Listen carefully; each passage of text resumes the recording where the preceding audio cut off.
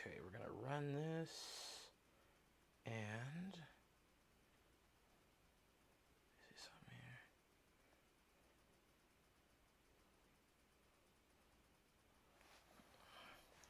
here. Okay. So wait, is my camera not fully covering the screen? Oh, it's not. Let's fix that.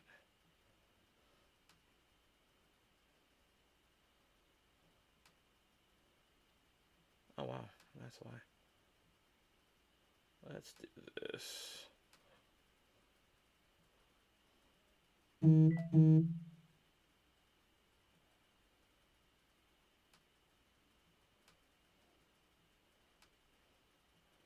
see something.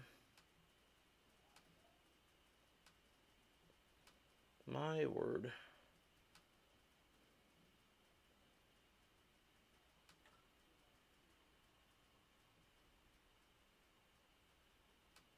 That's what we're gonna do. We're gonna make this smaller, and then move it from one corner to the next.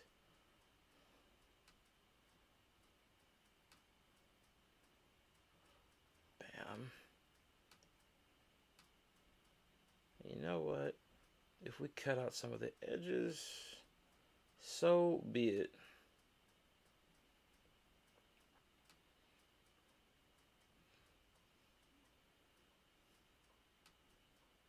Bam, okay. That's not exactly how I would like to have it, but I think for the most part that'll be fine. I'm gonna let people trickle in here. That's not bad. How is this? I'm gonna let people trickle in here. Okay, good. Audio's good. We'll roll with that. We're gonna go ahead and yeah, let's share this to Facebook.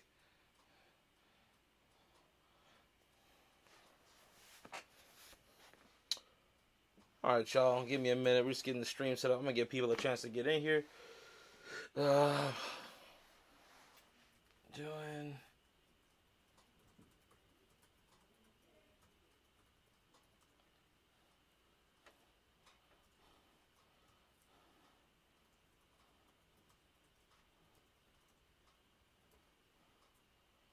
Okay.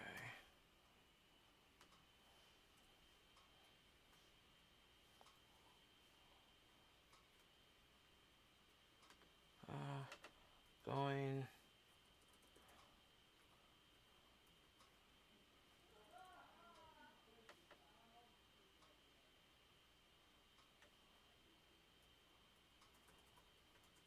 Right now.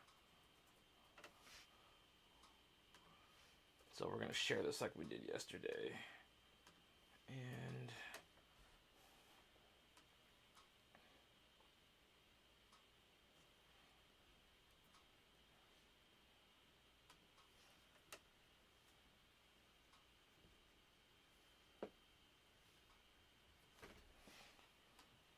so we're gonna do sharing a group.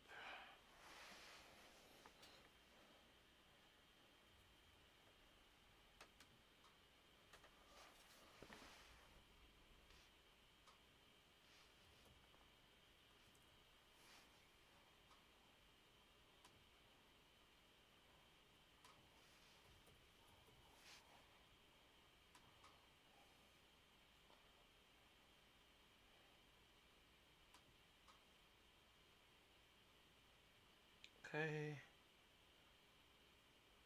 Just please check the. Hold on.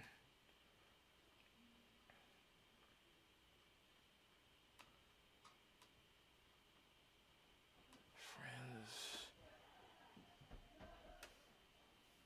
No, not a friends timeline. I want to do a group. YouTube Model Railroaders.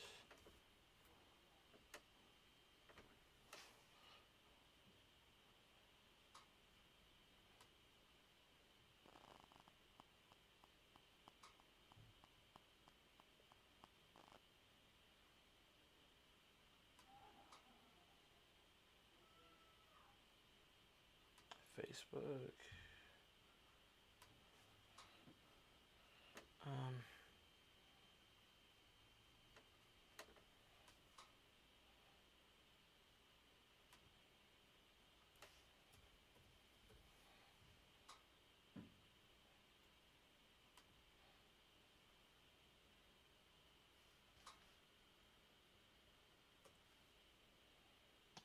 And one more.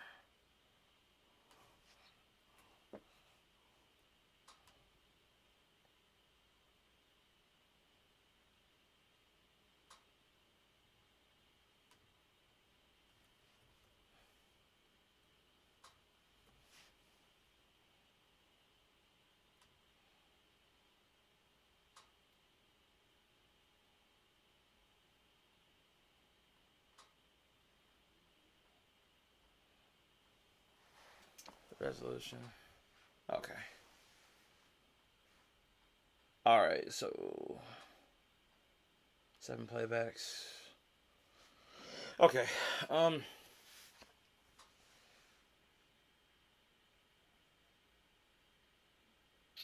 Oh, you know what? I might need to change the video resolution. I'm not used to using this software.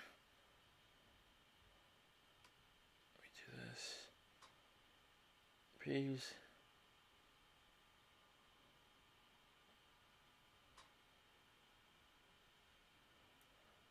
Okay. Escape. Let's see.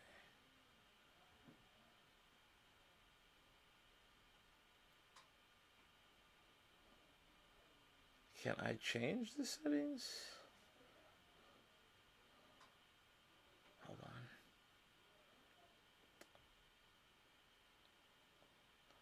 Stream. Output. No, I can't change it while streaming. So we'll just have to work with it. That's fine. If y'all are cool with it, I'm cool with it. So we'll make it work. This isn't going to be the most...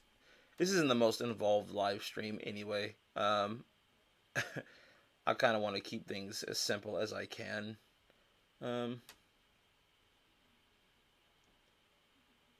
But everything seems to be going fine. If y'all have any issues on your end, let me know. But I'm hoping that this is actually working out okay. Excuse the noise in the background. I have family over. Everyone's a little joyous today. So,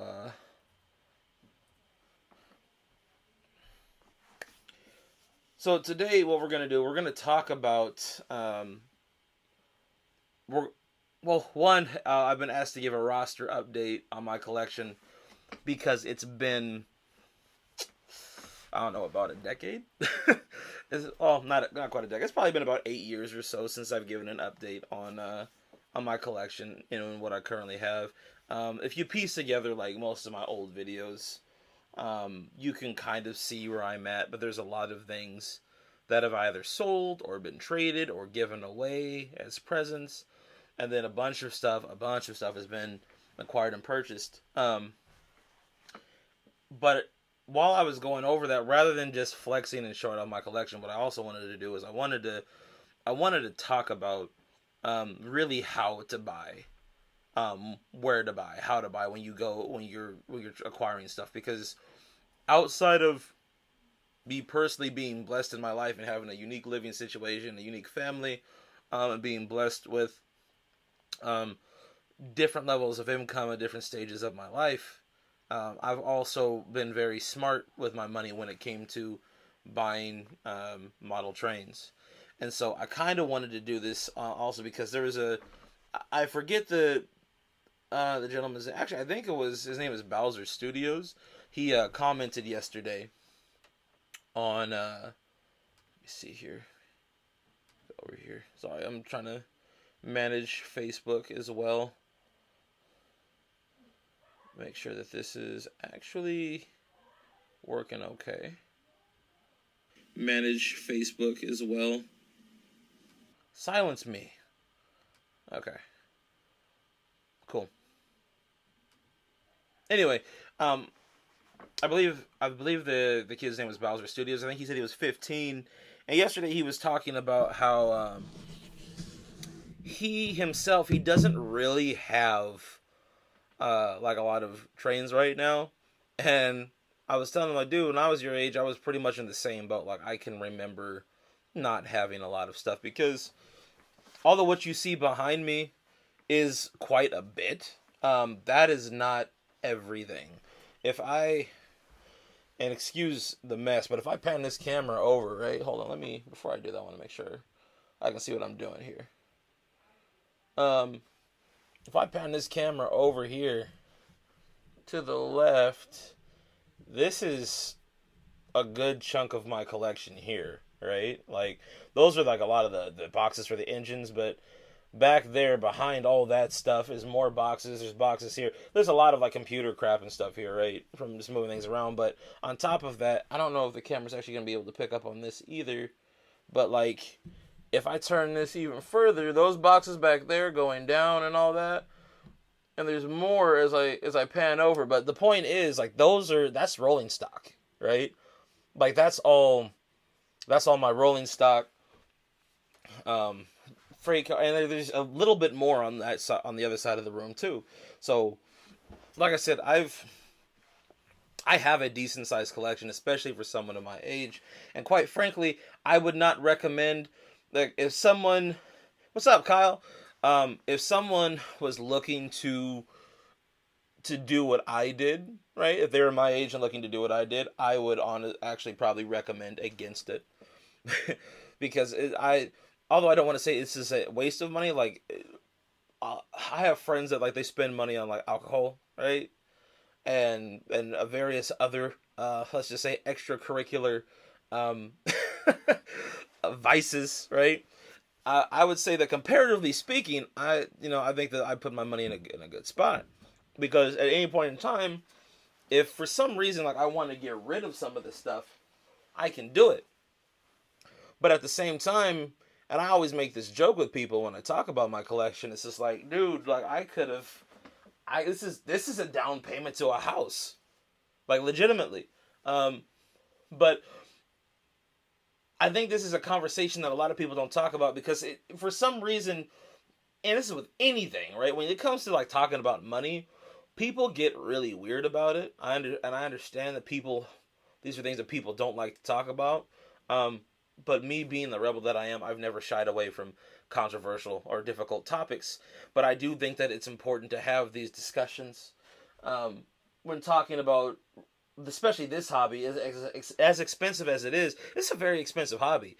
And the more you go down the rabbit hole, like, the more involved it gets. Like, I remember when, like, I wouldn't even think about buying brass, and now I've got, like, 4 or 5 brass engines. Like I said, guys, I've been blessed beyond belief, and I want to preface this conversation, this entire video, with this. Okay, this video is not for me to flex. It's not for me to say, look how much money I have. It's not for me to tell you how great I am, because me as an individual, I don't think of myself in that regard at all. I just view myself as a person who God blessed tremendously. I am a Christian. That is my worldview. That's something I've always shared on this channel, and I try to make that come across in my content, even though I fall short from that standard from time to time. But my point for saying that is this, right? I don't want to come across as arrogant when sharing this with you folks, because like I said, when it comes to money, I can definitely tell that there's, like, when you have certain things, there's a bit of resentment that comes along with it in the community.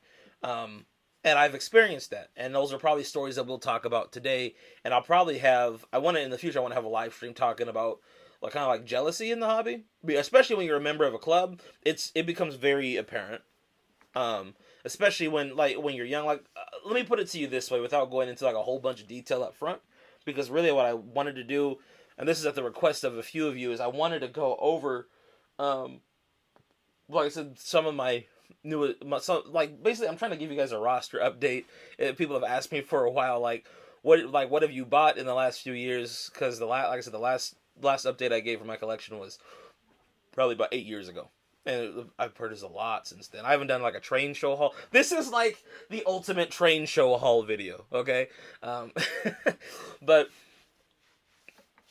I will say this, getting back on topic here, is that, like, over the years, as I was acquiring these trains, I personally didn't realize, well, when you're in the middle of getting all this stuff, a lot of the times you don't realize how much you're actually acquiring. It wasn't until like our club was shutting down and I sat down and I did the math on how much I had not how much the engines were worth retail, but how much I had paid for each one, right? And then I sat back and I was like, holy crap, like that's a lot of money. And then I kind of looked back to how people were reacting when I would be getting these new engines at my club. And like I had people ask me, like come up to my face and ask me, Clint, where are you getting all this money from? And I would just joke around and tell them, oh, I deal drugs, which I obviously don't. But I not legitimately think like a few club members actually thought I was selling drugs. But anyway, like I had some people tell me like, oh yeah, you must be able to afford all these trains, and that has nothing to do with it. And I will be honest, like to a point, it started getting annoying because it was like, oh, you don't deserve to have these things that you're. What are you doing? Oh, you must not have bills to pay for. You must not have any responsibilities. You must not have this. You must not have that. And that's not what it comes down to. No, it's just that I'm incredibly blessed, and my family, the way we work together as a unit allows me to be able to afford certain things. But anyway, I could talk for hours just about that topic in and of itself. But we'll get into all this as we go. Anyway, I see a few people commenting. I'm gonna read some of these chats here. We got Kyle. What's up, Kyle? Emily. Yeah, it is. Let's see. What is this? Human City Junction Model Railroad. What's going on? He says hello to Kyle. Let's see. Your name is Heath. Okay. What's up? So yeah, we got some new people in here.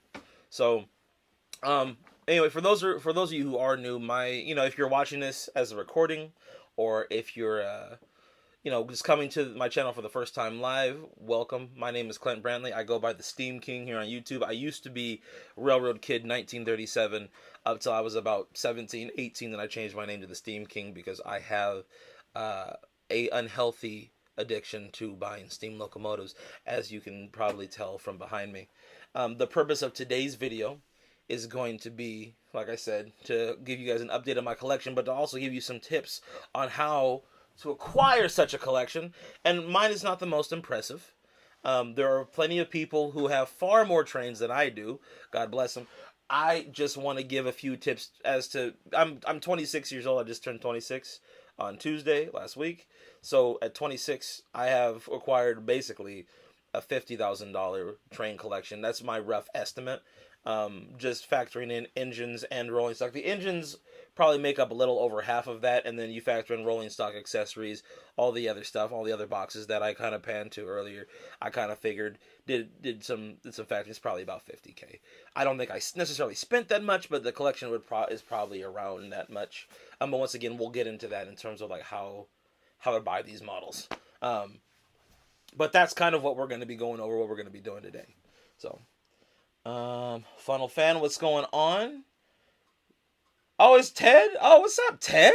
What's going on, bro? Hey, Ted, I just read your comments in the Facebook group. I really I agree with everything you said, bro. About your input was fantastic. You have your own layout. So that's the thing. I actually don't have my own layout.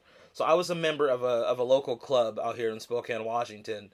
And then, Ted, how long ago was it? About what was it? When did we shut down? The club shut down actually about 4 years ago. 2022, our train club shut down. There's another club out here, but I'm not really looking to join another club. I'm not, at this stage in my life, I'm not really trying to spend more on trains right now. I'm still in the hobby. I'm just not as into it as I was. But I've been part of the model railroad community on YouTube for about 11 years now.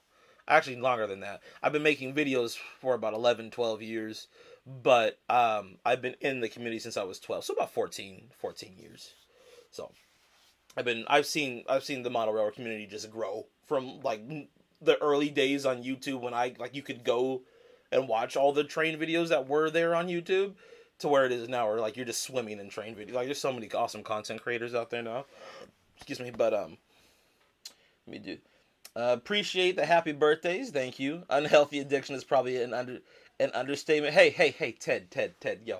Calm down, okay? I've seen your collection, all right? Some of it, anyway. Kyle, I hear you, man. A lot of people have asked non-model railroader friends how I afford all of my models. Most of them were given or bought over a 10-year time span. 3 brass, all of their plastic. Yep, exactly. Yeah, Ted confirmed that we've been shut down for 4 years.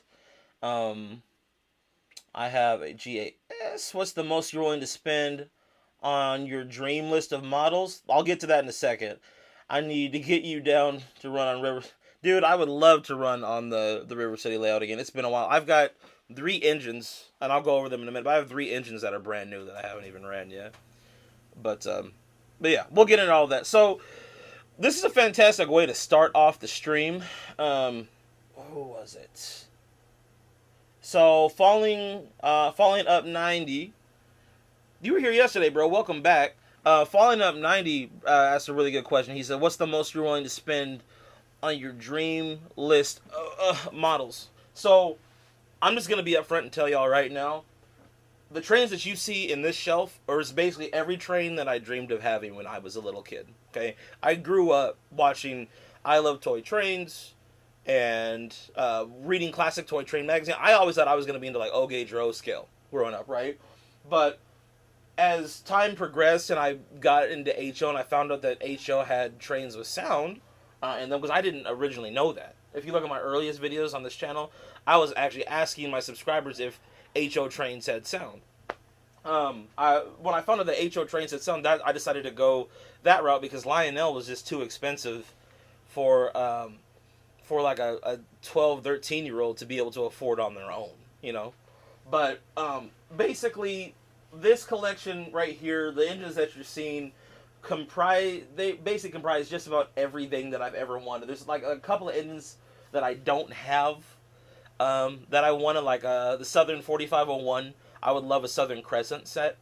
I also don't have a Santa Fe Blue Goose, but outside of that, I pretty much have every major locomotive that I've ever wanted. I've got 2 big boys. I got a 412-2. I've got a Union Pacific. What is this? That's a 2. Yeah, this is a Union Pacific 210-2. We got the Challenger, a Challenger and a FEF. Both of these are Athearn. By the way, the Union Pacific 210-2 is from Broadway. I know it's probably hard to see some of these. I'll try to zoom the camera in here to give you a bit more perspective on what exactly it is that we're working with here. Put it on this side. And here's the thing, right? As time progressed, like I kind of let me check something here. Hold on, you guys. I want to make sure this is in focus. Is this good? Hold on. Okay, that's a little bit better. So it's my head's kind of like. But here's the thing. This is another thing that I learned as I was getting older. But the more you learn about trains, right? The more you get into the hobby, the further you go down the rabbit hole, the more you start realizing, oh, there's other stuff that I want too, right? Like there's trains you didn't even know existed that you want. For example, this one right here, this is a Santa Fe 210-2. I didn't even know that train existed until I think I was about 12 or 13. When Lionel came out with the Legacy version, that's when I discovered that train existed. I forget what this is called, what this locomotive is. This is a Chesapeake and Ohio 210-4. But I never knew I wanted one of those. But the main engines that I always wanted, and this is due to my love of Lionel, I always wanted, of course, let's go down here. This is kind of dark too, but you can kind of make out what we're dealing with here. See if I can back up a little bit. I always wanted Santa Fe F units, so I got a set of those down there. I always wanted a New York Central Hudson. That would be this one over here. I always wanted a Daylight. Daylight's over in the other corner. But basically, like those are the trains. A big boy, of course. Always wanted a big boy. Like those are the engines that I always dreamed of having. But stuff like a triplex, the 210-2, even an Allegheny. I didn't really think of owning an Allegheny. Things just kind of worked out that way.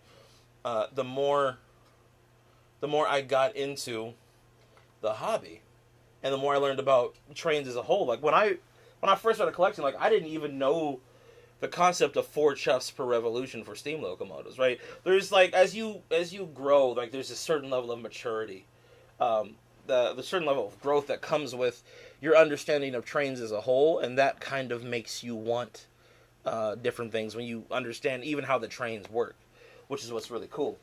But we can take down some of these models, and if there's one in particular that you want to look at, you can feel free to leave it in the comment section. But I'm trying to think where we should start here. So since I've given my last update on the channel, let me see what would be a good one to start off with. So everyone knows I always wanted a big boy. I know that the members of our old club would probably get annoyed with me because of how much I always talked about wanting one. Now I've got 2, as I'm spoiled. Let me bring down a really good example. This is a train that's been on my channel for a long time. This is the first steam locomotive I ever weathered. What we're gonna do? So let me see how I can do this here. So I got a table down below me. So maybe if I just bring the camera down and angle this down, I don't know. How does that look on OBS? Not that great, because it's not in frame. Hold on. I don't like that because it's just kind of see all my junk here. I guess you can kind of see it. But this is... Let me do this. I'll just hold it up because this is going to annoy me. I can already tell you this right now. This is going to bug me. Well, I'm moving this back up. Okay. That's what I'm going to do. So I'm just going to hold this up because the lighting's going to be better. I don't have a whole... I should have brought an extra light over. But anyway, this right here is one of the first locomotives that I ever purchased with sound. Hold on. Let me see something here. This is going to be a little odd. Trying to get it to... There we go. So... This, of course, is a 2662 Mallet, Chesapeake, Ohio. This is a Bachmann model, and I picked this up at a train show for about $150. This was actually the first train show that I had ever gone to with my club. I picked this up at a show. It was for about $150, and this is just after I had got an Mth Hhl Daylight, right? So the reason why I want to bring attention to this engine is because this is going to kind of start us on our journey here in terms of like how to buy things at train shows and whatnot. So you have to understand when you're going to a train show, right? One thing that's going to help you with buying is you need to have a clear intention, like a clear understanding, a good idea of what it is that you're going there for. Like what is it that you want? Okay. Now, when you're young and you don't know anything, you're like, well, shit, I just wanted a steam engine with some sound. So you go out and you try to find the first steam engine with sound that you can get, right? The disadvantage to that is you'll buy the first steam engine with sound that you see because it's a deal and you're excited, right? But the problem is you'll find an even better engine that might have been like 20 or 30 bucks more. Maybe more features. Maybe this one's got smoke. Maybe it has a better sound system in it. You'll go and you'll find that, but you've already spent your little bit of spending money. So if you've got like $200 and you spend $150 on one engine, right? Well, now you've only got $50 left, and now you can't go buy the other thing that you see, right? I have gotten around that when I was younger because and here's the thing for my younger viewers, you got to understand, when you're a kid, it's going to sound kind of weird, but when you're a kid, you're cute, and adults know you're cute, and adults, especially old guys and old ladies at the train show that are selling trains, they want to continue the hobby on to the next generation. So they're willing to do things for you, give you discounts on stuff because you're cute and you're a kid and you're young. Use that to your advantage. That is a huge advantage. And some people might argue that that's manipulative, but that's just the way the game works. Use your age to your advantage. Here's the thing. Like, I got so many deals from people over the years. Not this one per se, because the vendor that I bought this from, they were always they knock their prices down as low as possible. That's another thing. Like, depending on what kind of... It also depends on who you're buying from, right? Like, some people, their prices are so low that they're not willing to negotiate, and that's okay, too, as long as you kind of got to assess the situation and see, like, okay, I know this person's not willing to go down. Do I think I can find this engine somewhere else cheaper? $150. Tsunami Sound at the time. That's one of the best sound systems. You're probably not going to find it that much cheaper if you are at all. Great. This was a great steel. It's a great engine. It still runs to this day. I ended up weathering it. It's beautiful. I love it, right? But the thing is, like, if you, like, let's say you come across a different kind of table, right? You come across someone who's got this same engine, and let's say you saw the other one for $150, right? You come across another table, you see it for $200. What you do is you go to that table, you say, hey, I see you got this engine here for $200. Would you be willing to go $125 on it? Now that's low. What you're really willing to pay is $150, but you lowball under the price that you actually want to pay. You lowball it, so that way they'll normally be willing to they'll normally raise their price up. It's very rare that they say, okay, I'll go ahead and take it for $125. But because you're a cute kid who's under the age of 15, they might actually do that. I had one guy at a show years ago when I was still in O-Gauge. I had bought, I'm not going to grab it. Anyway, I bought an O-scale train station, right? And it cost me I think it was $40. And I had another 70 with me. I came across a guy at another table who was selling an entire train set, right? O-scale train set, which was actually manufactured the year I was born. He was selling it for $90. No, he was selling it for $120, right? And all I had was $70 left. So I actually went back and tried to return the train station to get some of my money back, to kind of maybe see if the guy would take the $110. The lady unfortunately wouldn't take my money back, so I had to go to the guy and I was like, hey, listen, I know you're selling that train set for $120. All I got is $70. He's like, that's fine. I'm like, wait, what? He's like, that's fine. Listen, he's like, go ahead. He's like, give me the $70. I'll go ahead. Please just take this off my hands. He's like, you'll put it to better use than I will anyway. I think I was 11 when that happened. I was 11 years old. But that's what I'm saying. When you're young, bro, use that to your advantage. And I wasn't even playing off of the angle that, oh, look, I'm a young, impressionable kid. Let me just try to steal this train from this guy, in essence, right? It's not about that. It's just the fact that you just are a young person. If you go up to somebody with a certain level of confidence or a certain level of humility and just ask somebody, right? Normally, they will be willing to deal with you. But this train right here it just kind of made me think of that, because I didn't get that one. I wasn't able to negotiate on the price on that one. However, that was such a great deal anyway that I didn't need to negotiate the price down. However, it brought up a good point, which is that if you see something for a really low price, check some other tables, see if you can find a similar item or the same item somewhere else, and see if you can get them to knock their price down lower than the other guy. And if they don't, guess what? Well, you know where you can get one for $50 less. So, with that being said, real quick, any questions here at all, class, while I'm explaining this to you, while I'm explaining the game? This is stuff people don't talk about, guys, on YouTube. I'm just going to be totally honest with you. I don't see anyone giving, a quote-unquote master class, I guess you could say, on how to purchase or how to wheel and deal trains at the train show, right? But I wanted to give you that example because this is kind of setting the foundation for how, I got so much of this crap. Because, like I said, when you're a young kid, dude, you're not gonna make it. Normally, you're not gonna make even $1,000 mowing lawns over the summer, right? Or doing yard work and stuff. Which is, I'm gonna get into that too. But you don't make a whole bunch of money as a kid. You gotta work with what you got, man.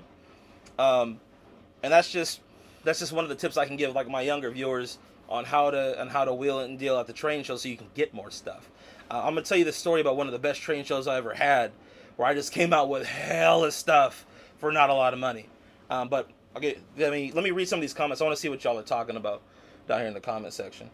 We got 8 viewers right now. We're popping today. Let's see what we got going on.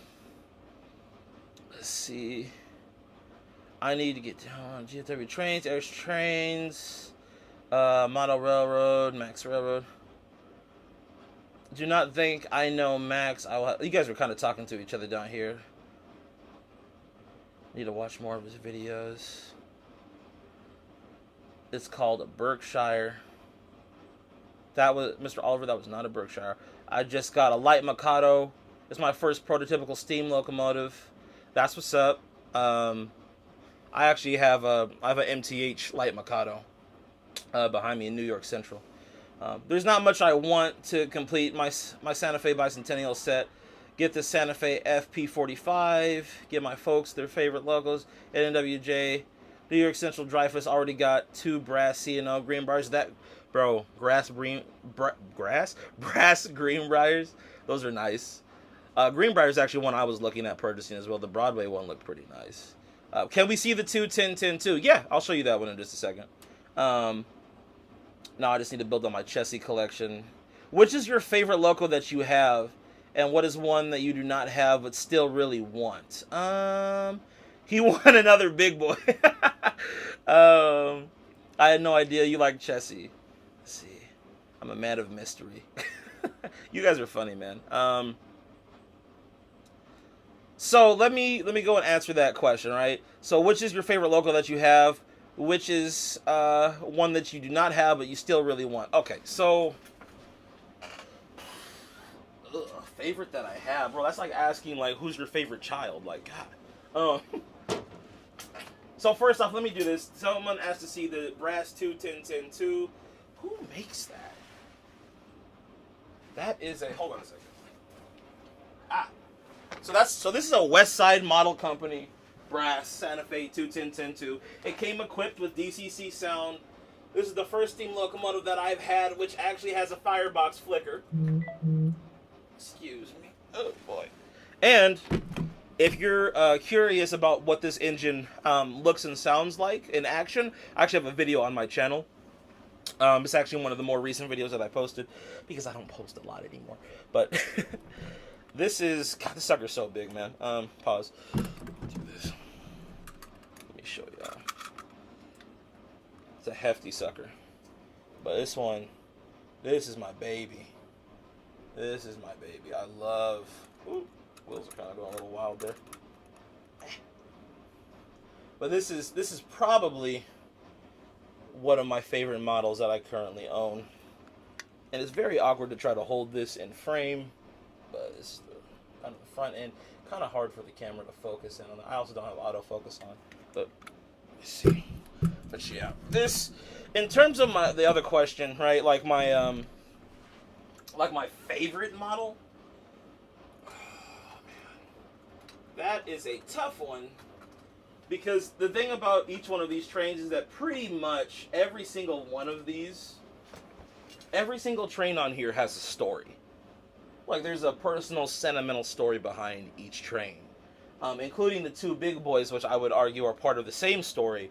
It's just, one's a continuation of the other. But I would probably say, if I had to pick a favorite, the big boy's my favorite engine. It's a fun engine to run. I don't know if I would consider it my favorite model though, surprisingly. But it would be. I mean, it'd be top 3 for sure. You know what? I can actually tell you what my favorite model would be and why. I will do this. Let me tell y'all a little story about this Santa Fe F7, right? This is a Broadway limited blue line Santa Fe F7. Okay, it's been on my channel in about 2 or 3 different videos. And this train means, and it's ironic, right? Because it's not a steam engine. You would think that my most favorite locomotive would probably be a steam engine, right? But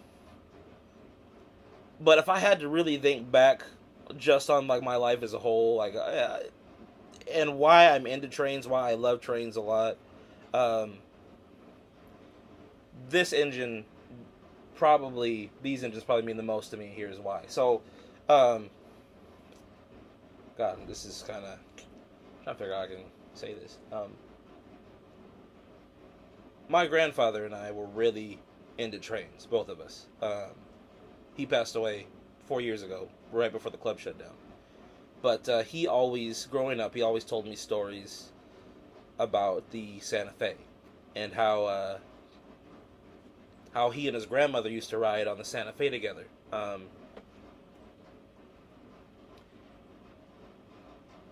And growing up, of course, watching videos on Lionel trains, the Santa Fe, the F3 was like their best selling, right? So I had a huge love for Lionel, had a huge love for my grandfather, and I also always loved the paint scheme and the color of the Santa Fe. But my grandfather always told me about how he would ride the Super Chief. So like that train, in and of itself, just holds a special place in my heart, you know. But outside of that, these units in particular, the Broadway Limited F7s in particular. The reason why those are so cool is because I waited. I loved the sound file that's on those. I thought that at the time when I bought those were the best sounding F units in my opinion that you could get. But they had been out of production for I think at least 3 years by the time I had been, started looking for them. So they were a rare model already. Broadway Limited wasn't manufacturing F units. It hasn't been until last year that they re-released F units, But I liked the sound file that was in the blue lines, and so I was constantly on eBay. I think I was about 15 or 16 at the time, constantly looking for F units. And so what I ended up doing was I actually ended up settling for a single, I think it was an F3. It was an old Athearn with an MRC decoder, which y'all remember the MRC decoders were really bad. They were like really bad, really finicky back in the day. And the gentleman who I bought it from, and this is actually where you guys, my subscribers, this is where you guys come in.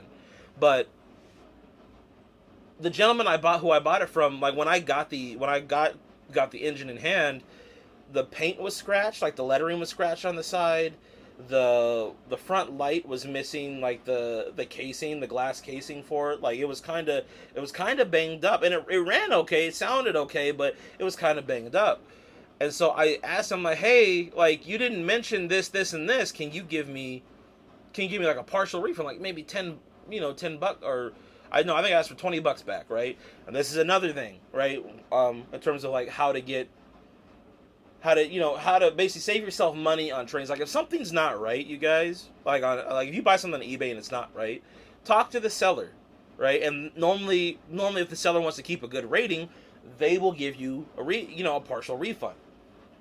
If you feel like it doesn't match the description, and state your case. Don't be afraid to state your case.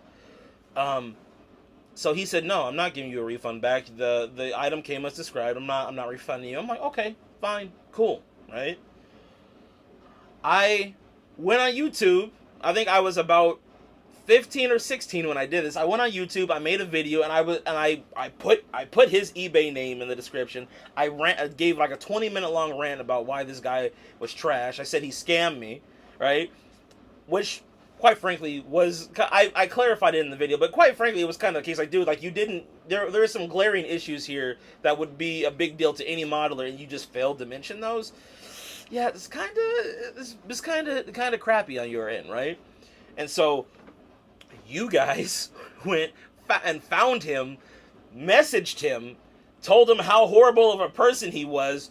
2 weeks later, after I make that video, he sends me a message. He's like, "Hey, Clint, so listen, I saw your video that you made, talking about the horrible interaction you have." And he's like, "May I say first of all that you have such a way with words. Like, wow, it's absolutely fantastic, well made video. I've had a few of your subscribers come to me and tell me how horrible I am, tell me how they'll never buy from me, and quite frankly, Clint, it's just not good for business. So let me tell you what I'm going to do. I'm going to go ahead and refund you the $20 that you asked for, and all that I asked for in return is, will you please take down that video?" And I said, absolutely, I'd be more than happy to do that for you. He sent me my $20 back, and then I made another video talking about how he had done right by me. Now, this is where the story gets interesting, right? If it wasn't as interesting enough. I ended up selling that engine at a train show or one of the club members or something. I got rid of it. And I was still on the look for some really nice Santa Fe F7s. Well, turns out that same seller had relisted had put these the Blue Line F7s up for sale on his page, right? Because I continued to follow him, and he was selling them for like $375. And so I messaged him. I was like, "Hey, how you doing? It's been a few years. You sold me another Santa Fe a long time ago, but I see you have these. Would you be willing to sell these to me for $350?" I got a reply, but it wasn't from the gentleman that had originally sold me the messed up F7. It was his brother. He said, "Hey, Clint, I'm glad you're still willing to do business with us. My brother passed away. The one who originally sold you the F3, my brother passed away a couple years ago, but I'm still continuing the store and the business here. He told me about you. I think that he would be more than willing to give you a discount on these. Yeah, absolutely. I'll go ahead and sell them to you for $350." And so that's how I acquired those F units.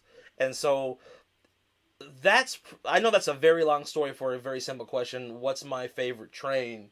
Yeah, that's probably it, because I love my grandfather. He and I would always talk about trains and share our stories about trains and all of that, right? And the Santa Fe was a train that was near and dear to his heart. He also remembered the Daylight, but Santa Fe was the one that really stuck out to him. Growing up as a kid, because he was from Texas, and from Texas to California, anyone who's familiar with the Santa Fe, that was one of the main trains that would travel through that area. That was one of the main routes that they would have, going to California, to Los Angeles. So, although I believe he was in Oakland, but still all in that same area. But at any rate, that's one reason why, but also because of, it was really though it's weird because the F units kind of helped me establish myself as a YouTuber, as a model railroad YouTuber, and it helped me understand kind of like the power you can have when you have a following on the internet. And that really kind of changed my perspective on this, but also showed me the importance of being honest and being upfront with people, because I've also sold stuff on eBay and given people partial refunds because there were things that I didn't mention in the auction and they didn't feel right about it. And so I remembered that story, and I would do the same thing, because you want to do right by your customers. But the thing is this, I never wished ill on that gentleman. I wanted people to be aware and be cautious of him, but I didn't ask anybody to go and send him emails. That was something that a lot of my subscribers at the time had done, that they wanted to do. So, but I was appreciative of that, and I think it also kind of put things in perspective for him as well. But he felt compelled. He still didn't have to do it. He gave me the $20 back. That gave me, in essence, a discount on that engine. And then I continue to do business with him in the future. And I'm sure a lot of my subscribers did business with him in the future. So in the end, everybody was happy. But, the other thing is, like, he passed away a couple of years after that, which took me by surprise. It set me back. But I think that it's cool that, I was able to obtain a piece of his collection, or, something that was in his possession, that would have been in his possession. And, his brother was carrying on the store, and they remembered me because of all that. But it was, we ended on good terms. No one was vulgar or anything. And, that even for that, just to have that train from that person who had done right by me, even though it initially didn't go right, that kind of means a lot to me as well. And plus, I just love F units because they just look cool. So, but, and then the other half of the question was a train that I really want that I don't have. Something that I want that I don't have would probably be something that hasn't been produced yet. And what I mean by that is not necessarily an engine that hasn't been produced in HO, but more or less like an engine that would have some features. So like yesterday on stream, we were talking about the possibility of more steam locomotives in HO having smoking whistles, or having dynamos or pop-off valves that actually work, or cylinder steam. That would be really more or less something that I would be looking for. But there's not really a whole lot that I'm really looking for right now. Like, Broadway's going to come out with their 210-2s. or 282s. They're Mikados. The Santa Fe Mikados, I'm going to pick up one of those, so I'm looking forward to that. But outside, I will say this one. Actually, there is one that I do want that I don't have, which is the Commodore Vanderbilt. I really want a Commodore Vanderbilt. I would love to have that. But yeah, other than that, there's not really a whole lot that, and maybe a Southern Crescent. Maybe like a few Steam passenger sets, But outside of that, there's not really a whole lot that I'm craving that I don't have. So, but anyway, let's see what y'all are talking about in chat here. See what we got going on. Thanks for the story. Absolutely. Hold on, let me go back up a little. You guys are popping in chat today, bro. Y'all are active. Bowser Jr. Studios is back. What's up, Bowser? Holy crap. You guys have really been talking. This is the most live that I've had a chat in a long time. Be like, Greenbrier is a beautiful mark. Compared to my key import, they are dead even. Wow. That's crazy. My decoder died on my BLI after about a month. Can chat sing Addison to Pekin Santa Fe? I still prefer my key Greenbrier. The only reason I bought the BLI is so I can have sound. Right, that makes sense. Just need to figure out the decoder to replace it. Those ATSF 210-10-2s were simply too big. Santa Fe cut them in half and made pairs of 280s out of them. I think it was 210-2s they made out of the 210-10-2s, but I could be wrong. On that. Yeah, everyone's trying to sing Addison to Pig in Santa Fe. I missed out on a very nice key imports Greenbrier for $500. I paid $1,000 for mine. Y'all are really going on. I'm talking about the real 614. I need to replace. Jeff's here. Hey, Clint, how's it going? Man, didn't think you were going to be live. Yeah, dude, I didn't know I was going to be live today either, honestly. So I had no idea I was going to live stream today, but I thought, what the hell, why not? Let me see. I'm just trains rebuilding, overhearing this man's touching story. Bro, can someone help me download Trains on PC? Would you guys want to watch me play Trains, like the Train Simulator game on PC? Is that something y'all would be into? Because I'd be down to do that. I've been actually thinking about live streaming that for a while.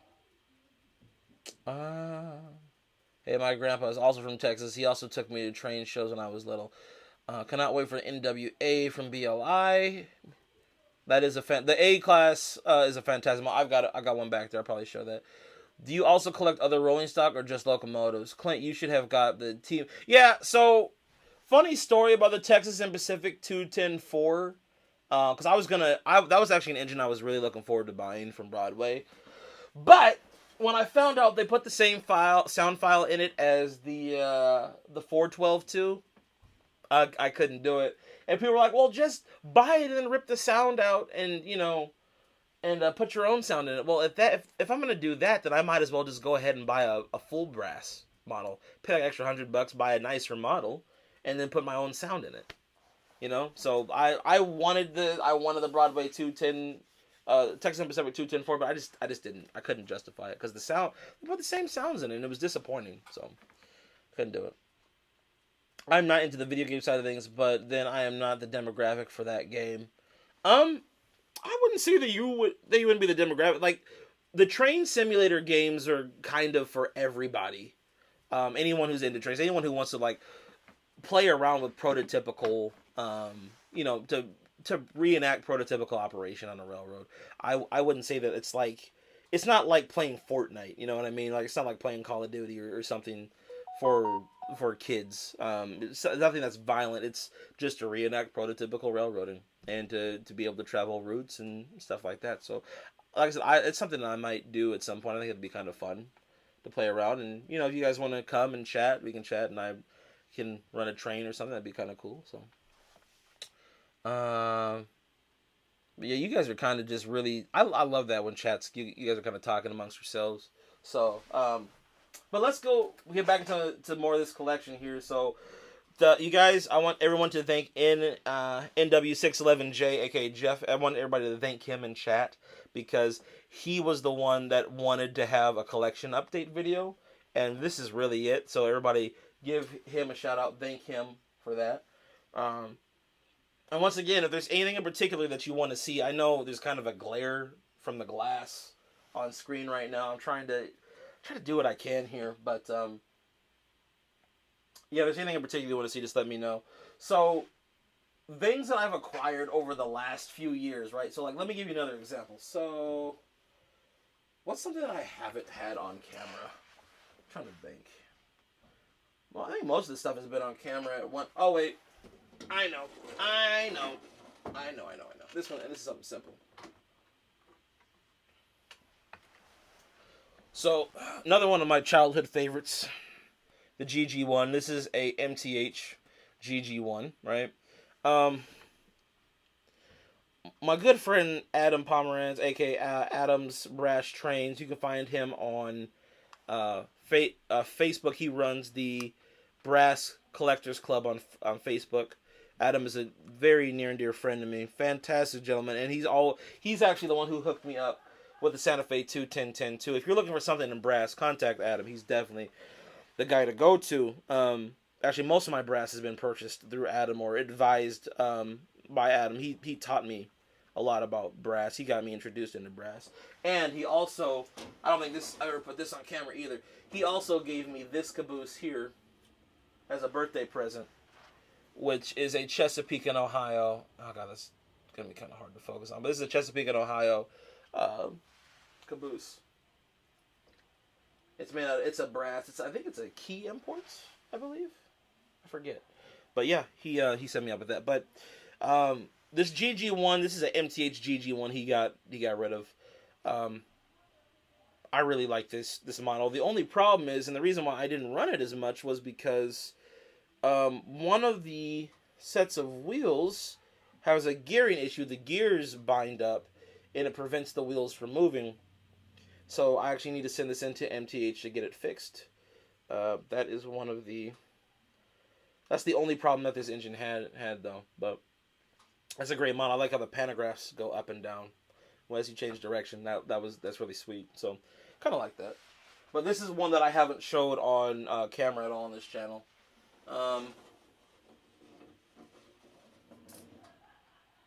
Another one that I haven't showed on camera yet, but I have a video for that it's been sitting in the wings for a year, is this one.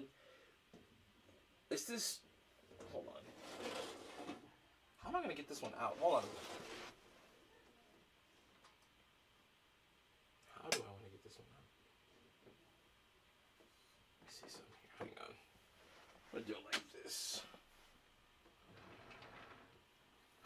So this is a Broadway Limited. Oh, actually, this has been on camera one time. But this is a Chesapeake in Ohio 210-4. I forget. Is this like a L1? I think this is a L1. Because the Penceys were J1s, right? So are these L1s? I forget. But this is a Broadway Limited model. And absolutely fantastic. I love Chesapeake in Ohio. I cannot get enough of the C&O. But this model here, so Broadway, here's another tip for you guys, okay? So I want to show you something. If you can see this, there is a, God, I hate how I don't have the camera on autofocus, but there is a crack right here on the boiler. And so these were basically defective from the factory, right? And Broadway Limited on their site, they were selling these babies for like what was it? They were $160 each, Paragon 3, DCC and sound. And I'm like, I never even thought about buying one of those, but what the hell? Why not? It was like I said, it was a factory defect. And there's a little crack in it, but you could put some styrene, not styrene, but it's I forget what it is. It's like the plastique kind of stuff, like you kind of take it and you can mold it and paint over it. Like you could put that in there and clear it up. And also, like, depending on what side of the train you're on, unless you're getting really close, most people aren't going to notice it anyway.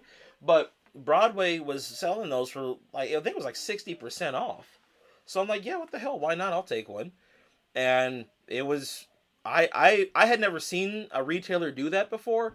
Broadway, to me, is one of the only retailers I've ever known to sell, like, defective product. Nothing like mechanically was wrong with the train. The train operates just fine, but that's another thing that you need to pay attention to when you're purchasing, is that sir, like, man, look out for deals, man. Don't be willing to pay. Never. Here's the deal. For most trains, I would say never pay retail price.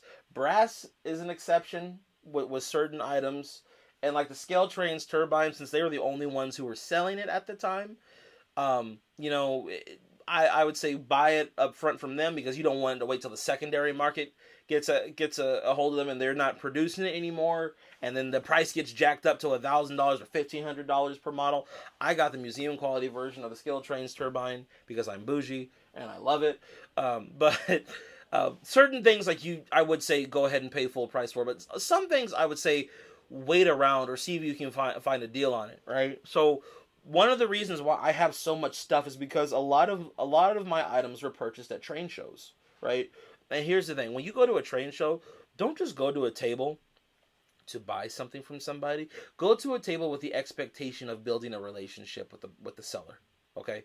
Because people will remember you, especially if you buy and you spend money at their table and you're kind and you're humble and you treat them with some kind of decency, and you don't make them feel like you're just trying to screw them out of something, right?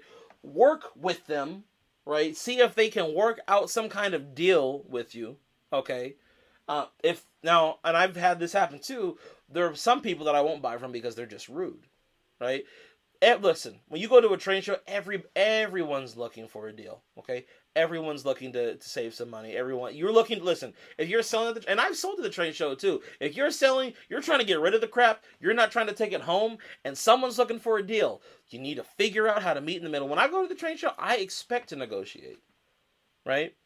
Whether I'm selling or buying. This is my personal opinion, if you're a vendor, you go to a show, you should expect to negotiate your prices, unless your prices are so ridiculously low that there's no point in negotiation. Like, for example, the 2662 Mallet, the Bachmann Mallet, with the exception of something like that, because like I said, it was $150 at the time. I think that train was retailing for $299.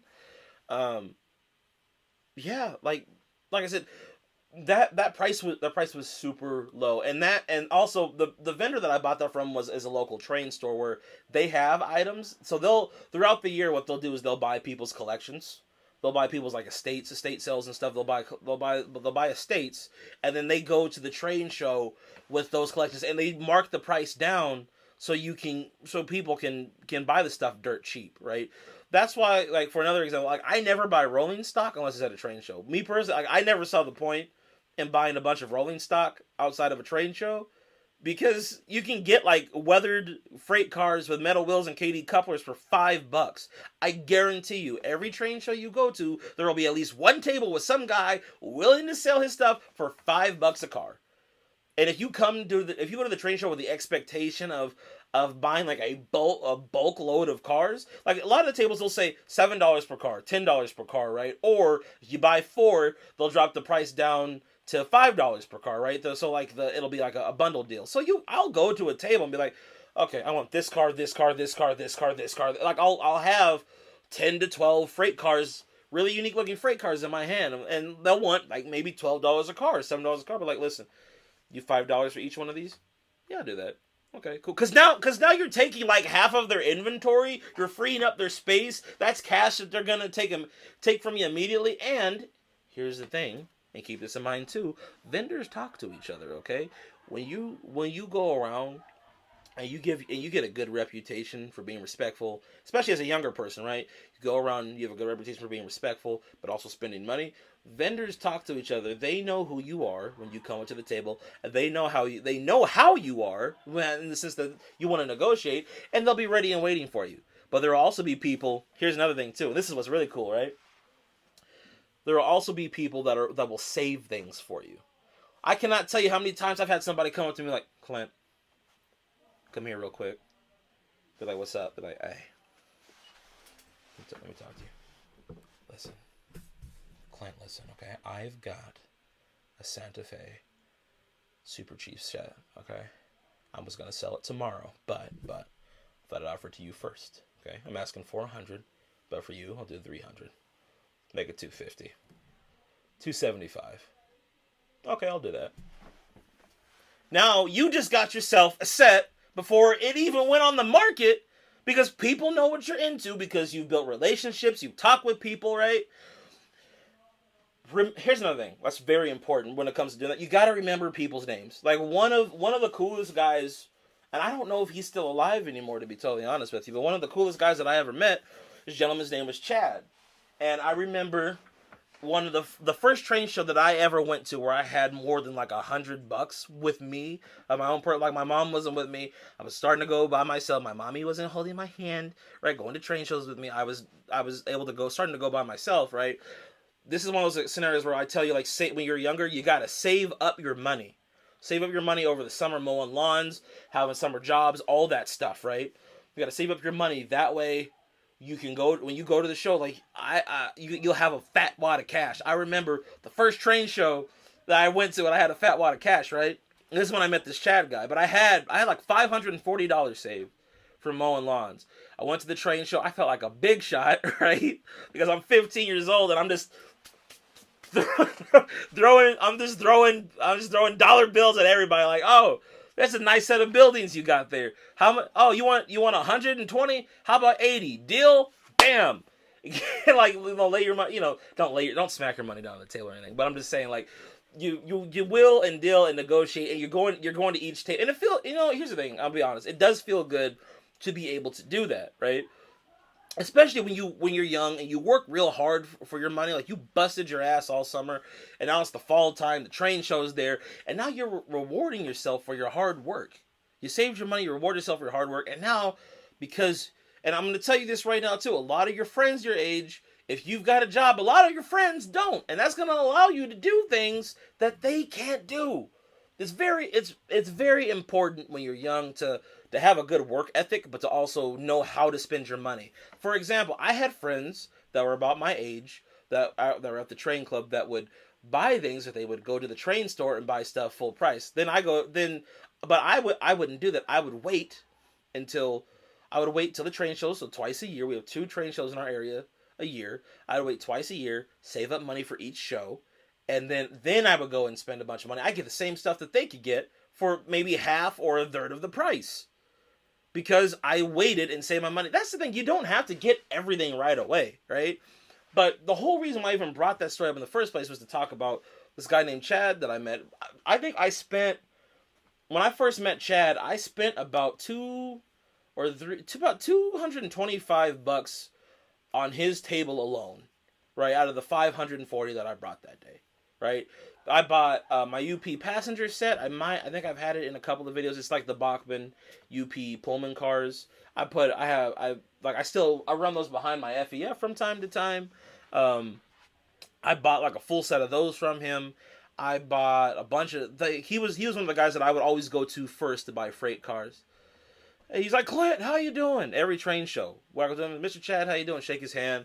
Like, what you got for me this year, right? Go to the table, we talk, BS around, joke around, wheel and deal, negotiate. And that's the relationship that we had. He was he was another one of those guys who's like, hey, I got something here for you I think you might like. And he'll pull out something from under the table and present it to you because you're respectful, you're kind, you're humble, but at the same time, you're willing to negotiate. And you've shown that you're also willing to spend money and come up to an agreement that's profitable for the both of you. Because they, like I said, they want to get rid of their stock. They also know you want a deal, and if it's worth it to the both of you, then you'll agree on something, and you'll both end up happy. And like I said, those relations, I probably spent over the years probably $2,000-$3,000 at Chad's table just buying rolling stock. I think probably a good fourth of my collection of rolling stock I have is probably from him. And that's because he always had some kind of awesome deal for me, and we built a really fantastic relationship. So, that's but I guess the moral of that story, there's a few morals, but one, class, if you're paying attention, rule number 1, build good relationships. Rule number 2, be respectful. Rule number 3, be willing to negotiate, but make sure, and this is in addition to rule number 3, make sure that when you negotiate, it's fair for you, but also fair for the seller as well, because you want to maintain that relationship. And 4, don't be so trigger happy to buy everything right away. like I said, even whether it's from Broadway Limited and they're selling some train, because the cool thing about Broadway Limited is that they've got their outlet store, right? So they're always selling refurbished stuff at like 40% off. Wait. Like, so even the brass, I've seen the brass hybrids. The brass hybrids, everyone knows they retail for like $6.99, $7.99. Wait, because they'll sell them for like $4.99 or $4.50 or $4.60 on BroadwayLimited.com. It's a refurbished brass engine, and trust me, the refurbished stuff is basically the brand new stuff. It's the same thing. Just maybe there was something wrong, a factory defect, and they fixed it, and now they're selling it at a discount. And guess what? It's still got the same warranty that all the new stuff has. So if something does break down, you bought it straight from them, they'll be willing to fix it for you. You gotta, once again, it's the only way you can get this much crap, right, is from you don't pay full price for everything. You gotta negotiate. Another engine that has not been on my channel, which is a prime example of that, is this baby. Hope everyone's taking notes. This is the first run of the Mth Hhl Berkshires. Let me see if I get a better grip on this one. So the first run of the Mth Hhl Berkshires, right? This was from a club member at my old train club, and he sold it to me for, what did I give him for this? He sold this to me for $150, I want to say. Pretty sure I bought this for $150. I gave him $150 and a freight car that he really wanted. I forget what it was, some box car which had some kind of unique paint scheme that I had. And he really wanted it. I'm like, I don't care about this. I've got $1.5 million box car. To me, it was just another box car, but to him, it was something special. But that's the thing. One man's trash is another man's treasure. Keep that in mind as well. You got to understand. Like, another thing too, I'm going to add to this is, don't be afraid to trade certain items or ask people if they'd be willing to take like cash and a train for something, right? So, like I said, these Mth Berkshires are what the new. I have one of the newer ones too with the smoking whistle. That was like was $500 for that. Right? The only difference between that one and this one is that this one just doesn't have a smoking whistle, which is a big deal. But is it like for $350 of a big deal? I mean, I guess. But the fact is, the point is this: like, I was able to get, and I bought this when this was out of production, so these were still selling on eBay for like $350, $400, maybe in some cases $500 a piece for one of these brand new, right? So he sold to me for, like I said, $150 and a freight car. I can't beat that. It's an MTH. Smoke, interior lit cab, marker lights light up on the front and the back. Like, you can't beat that. Shit, I almost, the crazy part is, looking back at it, I actually spent almost as much on that Malay, the Bachmann engine, as I did this Mth Berkshire. So that's another thing. Like, being a member of a club is a big deal too, right? Because there's always somebody willing to get rid of something. See, here's the cool thing about being part of a club, right? Everyone brings their collections down every Friday or whenever it is that you guys meet, right? Everyone, after a while, after you've been there for about 3 or 4 months, you kind of get an idea of what everybody likes to model, and you get an idea of what's in their collection, right? But you got to keep in mind, while you're looking at their stuff and appreciating it, they're appreciating your stuff too. And so there might be a point in time where someone comes to you and says, like, "Hey, do you want to trade, or do you want to, hey, how much would you be willing to sell me this? Or, hey, did you ever think about selling that?" You got to be, that's another way you get really good deals, is being part of a club, because you get access to stuff that people would normally sell at train shows, but you sell it, but they're selling it to you privately at the club, and it's really cool, man. Like, being a part of a club is one of the best things I ever did. But I've been rambling for a while. What are you guys talking about in chat? I want to see what's going on over here. See if anybody's being entertained. Let me know if I'm boring you guys, because I know I'm going off on a tangent a little bit here. I need to head out. Thanks for hosting the stream. Good meeting everyone, except for Kyle Stevens, because I already knew Kyle. Have a great night. Junction Model Railroad, I appreciate him for jumping. He's probably long gone. But have a good night. See, Arctic Gamers here. What's up, man? See, my first major show purchase was my BLI Big Boy. Yeah, that first major purchase from a train show is always a big deal.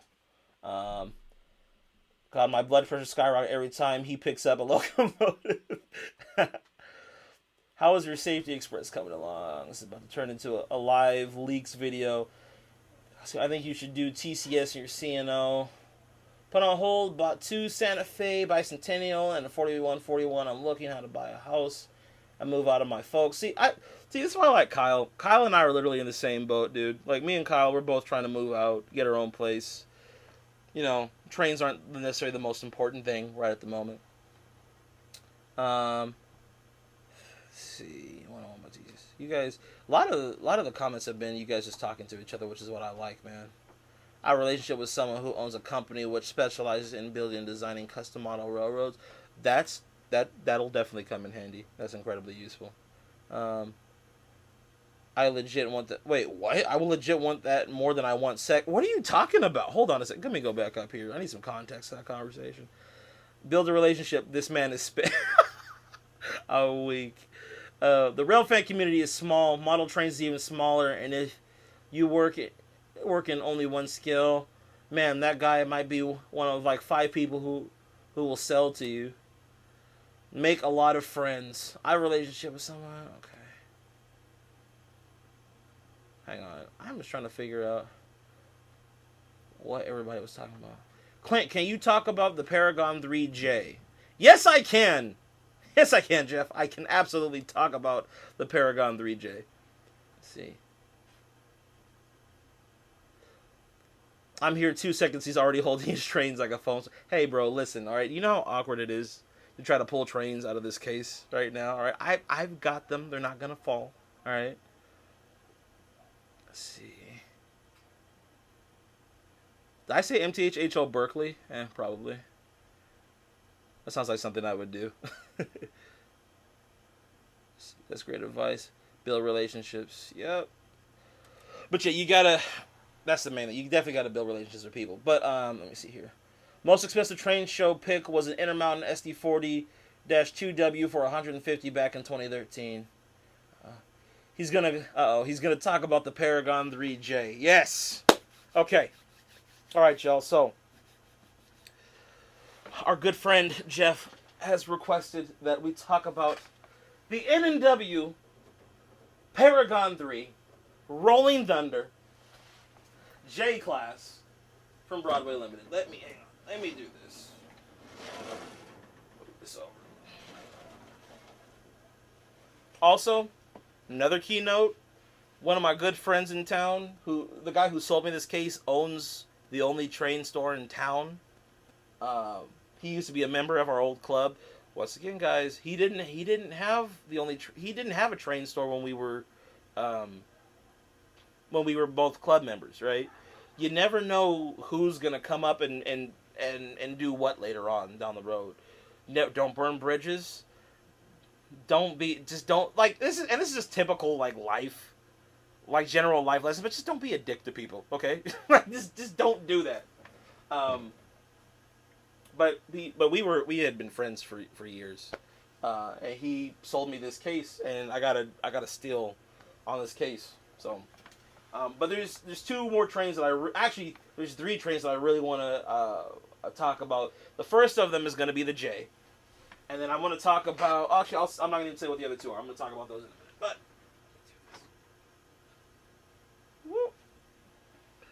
okay. This one I really got to be careful with because the finish on it is so beautiful. Okay. All right. So the J, the Broadway Limited J. I have owned... Let me think here. I have owned 3 Js in my, I guess you could say, career of modeling, right? My time modeling HO. I owned... The first one I had was a Bachmann Spectrum. The second one I owned was the Paragon 2J. Then I traded that one to one of my friends, or I sold that to one of my friends at the club.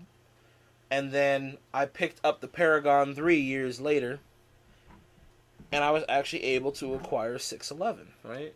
And then here, I gotta be very careful with how I hold this one, because this baby is shiny. But, look at that museum finish. Okay. Get my fingerprints all on it. Beautiful model. So, I don't really know what I can really go in depth on with this model.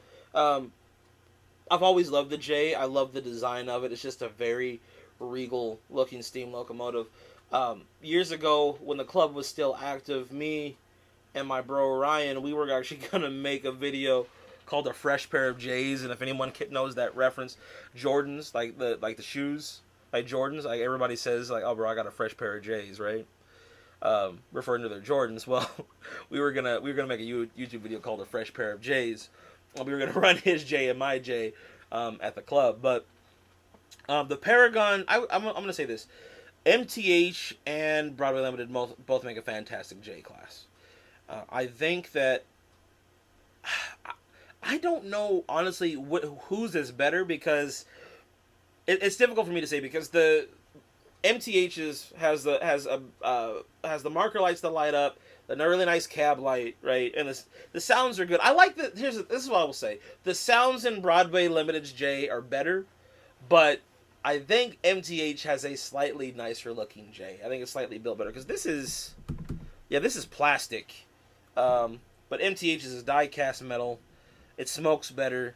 I'm pretty sure that's one of the engines that they probably would have eventually put a smoking whistle into. That would have been really cool. We'll see what Scale Trains does with that. I'm really curious to see if they'll do that at some point. The marker lights don't light up on the Paragon 3J, but like I said, it really is a beautiful model. But the sound file, if you play the sounds of this engine, oh god, why did I close that? If you play the sounds of this engine with the next to like an actual clip of the N&WJ, right next to 611, you'll find the sound file is spot on. Broadway, if you haven't already, go back to my old video on the evolution of Broadway Limited sounds, right? Where I had to go from everything from Paragon 1 all the way through to Paragon 3, right? But back when they were using QSI to present day. I stated that basically the sound file in this engine is superb. Like I don't know what it is, but it seems like with Broadway Limited, for the engines that currently run, they do a crazy job. They put like a crazy amount of effort into getting the accurate sound files for those engines. And then for anything that's kind of just, I don't know, either a extinct locomotive, I guess you could say, or just anything that's not currently running, they kind of put whatever sound file that they can get that they feel like will most accurately match. But this is one of my absolute favorites from Broadway. I think this is a fantastic model. Now, I'm going to grab another one. I'm not going to tell you which one it is. I don't think I've actually had this one on the channel yet, but I've talked about it. But before I do that, let's go back to some more comments, see what y'all are talking about. See if I can bring this can I bring this closer to me? Yes, I can. Let's see. Let me see what we got going on here. What are y'all saying? Can I do it? Yeah, I can do this one. Okay.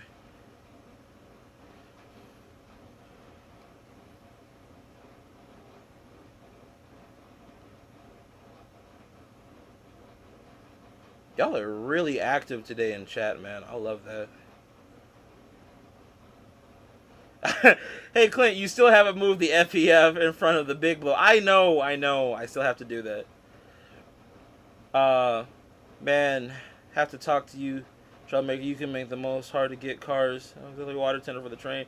I think one of the coolest things about that Scale Trains turbine is the fact that I've got an auxiliary tender for my FEF. Like, that was one of the coolest things about that. Cars. Clint, I have the same engine. Finally, sadly, the Dakota crapped out on me. Wait, the Dakota crapped out on the Paragon 3? Oh, that's tragic. I need some cotton gloves. Yeah, that'd probably be a good idea. It's not runnable at the moment. It needs couplers for the entire thing, even if I have nowhere to run it. I moved to Toronto. If you ever traveled to the Midwest, go to the Spring Creek model trains in Delshire. That's model train ecstasy. When you flex your $600 J's with the new NW J class nuts. That's hilarious. Yes, bro. I have, but yes, in a couple points in my life, I've had a fresh pair of J's. So, let's see. Someone retracted. Should I see Safety Express? Let me see something here. I'm going to get the marker lights, cab light, number boards, and firebox flicker added to my BLIJ with a TCS decoder. It's going to be... Yeah, TCS makes a fantastic sounding decoder for the J class. And actually, you know, Tsunami's isn't too bad either. Tsunami decoder isn't too bad for the J. I'm working on a 1990s, early 2000 Montana Rockies daylight train, but there is a weird Amtrak dome car they had that is... No, there's no model of. Any great train shows? Okay. If you want a thick model, get the Paragon 3 PRR L1SA with the coast-to-coast tender. Yes, that is an incredibly thick. Actually, I probably would have added a third C to that to talk about how thick it is. I've had soundtracks in the J once. It was an MTHJ. Okay. Was it Tsunami 2 or was it just standard Tsunami? Because I know the Tsunami 2 sound file is really good, but not a lot for me to comment on. But yeah, so yeah, that's kind of a little story on the J class. I guess one other thing that I could comment on is the friend who sold me this case for the trains. Ironically enough, the first J I had, the Bachman one, I bought it from a train show. It didn't work. The company's policy that I bought it from right at the time was that there were no returns or exchanges. My grandfather and I went down there to talk to them to see if they would return it or exchange it anyway. And he was actually one of the people that was working there that day. That he went against company policy and actually exchanged the engine for me.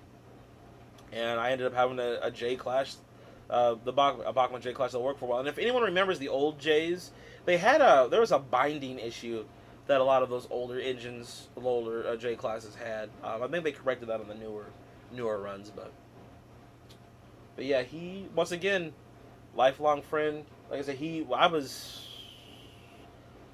I must have been 13 or 14 when that J crapped out on me, and I exchanged it for him, and now I'm 26, and he just sold me this train case. He went from working in a hobby store in town to owning his own.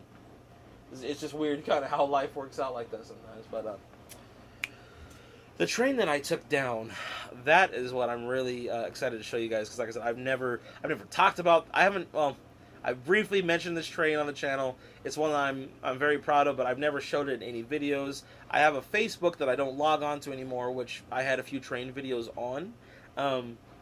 This one was actually in one of those videos, but I'm going to show this to you after I check a comment. Clint, it's called the I1, not the J1. It's a Texas. Oh, I see. That's an I. See, why does the capital I look like an L? I'm so confused.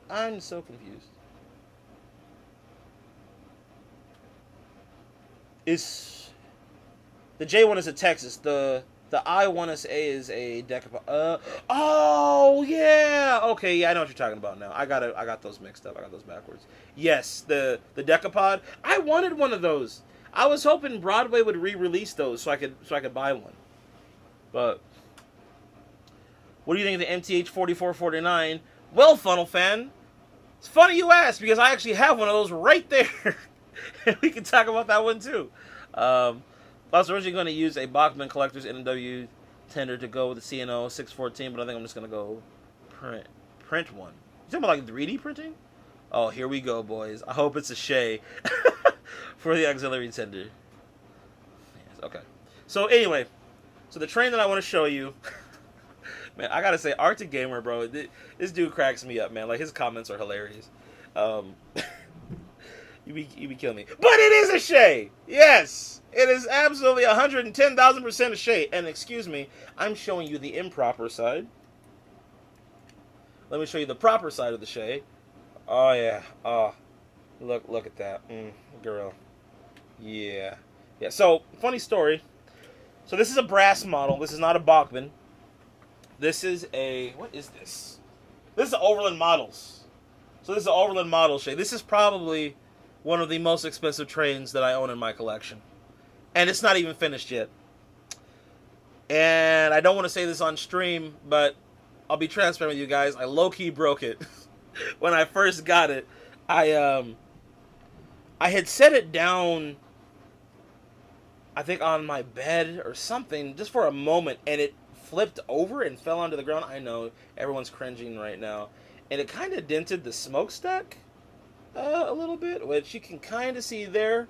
Yeah, it dented the mesh material in the smoke. But however, it's not unprototypical because on the logging railroad, Shays, if they hit a tree branch or something were to fall onto it, they wouldn't be uncommon for that to be dented anyway. That's my justification for ruining a $800 model.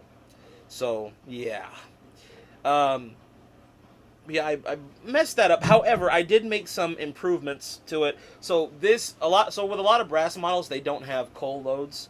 A club member of mine, there was a long time ago, he gave me some really grainy black material. I don't even know what it is, but it was almost like a rock-like material. But I crushed it up and turned it into a coal load.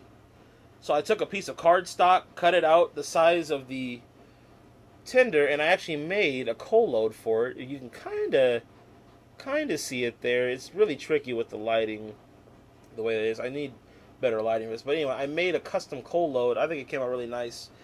This has a TCS Wow Sound decoder. It was one of the later versions, so this is one of the ones that has like 60 whistles, 40 bells. It wasn't the first run of those. The first run, I have a first run decoder as well. That's what my 060 is in. But this is actually the first hardwired sound install that I had ever done, where I actually had to wire everything to the motor. The only thing that I haven't done to this model is I haven't put in lights yet.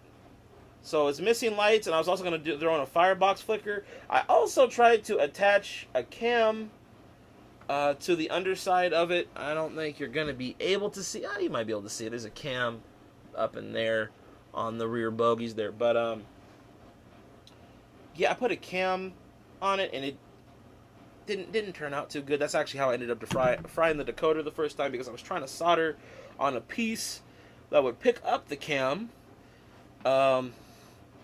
And with the soldering pencil, I kind of fried the decoder, had to send it in and get it replaced. It was really not a fun experience, but yeah, it definitely one of the most challenging installs that I've ever done. Especially like doing your first hardwire install on an engine this small, like trying to figure out like speaker placement and all that. Like I had to take this sucker apart, you guys. Like, I had to take all the wheels off. I had to take the assembly off for the Shay. So basically, the decoder, the speaker's in the coal bunker, right? And the decoder's in the actual tender. And so I've got wires running through there, all through underneath. And I think I laid them out pretty well. You can't even really tell. You can't even really see them. But yeah, it was a pain in the butt. It took me a couple of days to kind of figure out how I was gonna wire everything, but it sounds really nice. And I forget, I put I think a couple of cube speakers in there, real basic cube speakers, and they sound absolutely fantastic. So it's not the loudest model, but it's loud enough. I wanted to get the cam on there so I could get the almost prototypical chuffs, but like I said, I can never get the cam to work. So what I ended up doing was I just increased the chuff rate on the decoder. There's supposed to be a Shay mode on these decoders, but I was never able to find it. So I just took the standard chuff rate and just knocked that sucker up super high, and I got it to sound pretty similar to a Shay. So, but yeah, it sounds great. Looks really good. This engine also it had some complications before I dropped it, before anyone says anything. But it had some complications with the driving gear, just kind of binding up a little bit. I put oil on it, so it helped out a little bit, but it didn't. I don't know. It's not the smoothest runner. It's kind of loud. The gearbox is kind of loud. The motor's kind of loud, but I love it. It's a great model. Like I said, it's my first hardwired DCC install. Not a DCC ready install. My first ever DCC install was my 060. But I'm just going to put this back up here for now. Let that sit. And we're going to take this one down next and talk about this one. This is another brass model. Also, once again, shout out to Adam. My friend Adam, he actually set me up with that Shay. I got a good deal on it. So I think I spent about $900 on that model overall, and it's still not finished. It's still not completed. So let's see what y'all are talking about. Let's see.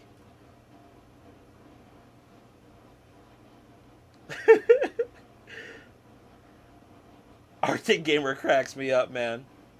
Yes, 3D printing, bro. If you can do 3D printing, we need to talk. I need it, bro. I want to get into 3D printing, but I just don't feel like I know enough to like justify like really getting into it. And also, I hear it can be expensive, but you were thinking of bashing your auxiliary tender, Kyle? Come on now, don't be like that. Arctic Gamer, bro, what? How did I know? Freaking profit. Yes, 50 grades of Shay, absolutely. 50 grades. I love that meme. That always cracks me up. Bro, I love that. That Shay is Shays are so unique, man. And there's so many different types of Shays. Like what are those really extra thick Shays that like have two tenders? They're just like they're like ridiculously huge. They're like monsters. I love those. They're like twice the size of the one that I just showed you guys. Shays are like the front of the Christmas tree versus the back of the Christmas tree. Really, that is a fantastic way of describing it. Oh yeah, Shays got beat up hard. Not uncommon for trees and branches to fall on them or get on them. Yeah, exactly. Exactly, guys. That's how we're gonna justify the damage done to mine. That's another engine I would weather at some point. Like we were talking about yesterday, that's another engine I would look into weathering. So, yeah, I found a smashed spark arrestor at an old logging camp in Western Washington next to the old logging railroad grade. I believe you. I got a museum down the street from me. They've got 3 Shays, 2 Climaxes, and a pair of narrow gauge Dock Masters, plus another few Shays in a nearby town on display. When I said I've seen more in real life than NNHO scale combined, that wasn't a lie. I believe you. Once again, I don't know why some of the bigger manufacturers have not gone into making Shays. Maybe because they're just too intricate? They're too difficult to make? I don't know. But I really felt like MTH, or even... If anyone's going to do it, it's going to be MTH or Broadway. Or, if Scale Trains made a Shay, think about that. If Scale Trains made a museum-quality Shay, I might have to buy 2. I might have to buy 2, just because. Is that the Cass Railroad? Okay. Let's see. Clint, would you be able to message on Facebook Messenger sometimes? Yeah, dude, just add me on Facebook. You can look me up on there. You can find me on there easy. So, just message me on Facebook. There's a couple 262Ts on my island too. None in the museum, though. You'll love the Western Maryland number 6 at Chunky. Yeah, the number 6. I know which one you're talking about. That's a chunky boy. Chunky boy. He Imports made a model of it. Really didn't know that. Clint, would you be able to message on Facebook soon? Okay. I want to keep up with the comments as I continue to talk about some of this stuff. So, I think you guys are getting a pretty good... let me move this back over here. I think you guys are starting to get a pretty good understanding of, like, how my collection was formed the last few years. Like I said, it's not really something I've talked about a whole lot. Excuse me. In recent videos, but one of the engines that I purchased, this was about a year before our club got shut down. I bought and this is another engine that I had been looking for a long time. I bought one of the old Broadway Limited brass hybrid 210-2s, Union Pacific 210-2s, right? And those engines have been out of production for a very long time, a very, very long time. And this kind of ties into back to what I'm saying about like how to purchase stuff, how to wheel and deal, because wheeling and dealing isn't always just about going to the train shows and doing it in person. Although that is my preferred method, I think that's the best way to go about doing it. There's also deals to be had on eBay as well. This engine here, so this is one of those models where it's like you buy it and you don't regret it, but it's like, damn, like I wish this damn thing would work, you know? Like I got this one at a discount. The guy, so basically this is how it goes. I was on eBay one day. A guy was asking for like I think $450 for this model, right? And he was saying that he got the tenders. He originally had two of these, but he got the tenders mixed up. He had sold one already with the wrong tender, and he said he doesn't have DCC and he couldn't get the engine to run, right? Like it wouldn't turn on or anything. So he was selling it for like $450, which was already a steal for. I should probably show you the model, huh? And it's a little banged up. Like I said, I love this baby. I really do. It's missing a marker light. Don't ask. Don't ask. Never could find it. I was gonna glue it back on, but I could never find it. It fell off one day at the club, and it fell into the endless abyss that is the endless abyss. But anyway. And guys, keep in mind, I know it doesn't seem like, but I'm not very rough with my trains. But sometimes shit happens, you know. Things just fall off, or something will be hit a certain way, or a club member walk by and hit. It's just how it goes, man. But anyway, so I was on eBay. I saw he wanted like $450 for it, $450. And so I'm reading the description. So okay, he said he doesn't have DCC, but he can't figure out how to make it work. The engine's got the wrong tender. I'm like, so either he doesn't know he's got the road numbers mixed up, or he just doesn't know he doesn't have anything to program the engine. I'm like, I bet you I could figure out how to get that train to run, right? So I sent him a message. I'm like, listen to me. I didn't say listen to me. I'm like, look, bro. I said, look, man. I said, I see you trying to sell that brass hybrid 210-2 for $450. I said, listen. So you sell it to me tonight, I'll give you $350 for it. So I'll give you $350 tonight if you sell it to me. He messaged me back like 5 minutes later. He's like, sold, done, bought it, shipped it to my house. Got it a week later. First thing I did, put it on the track, put in the cab number, right?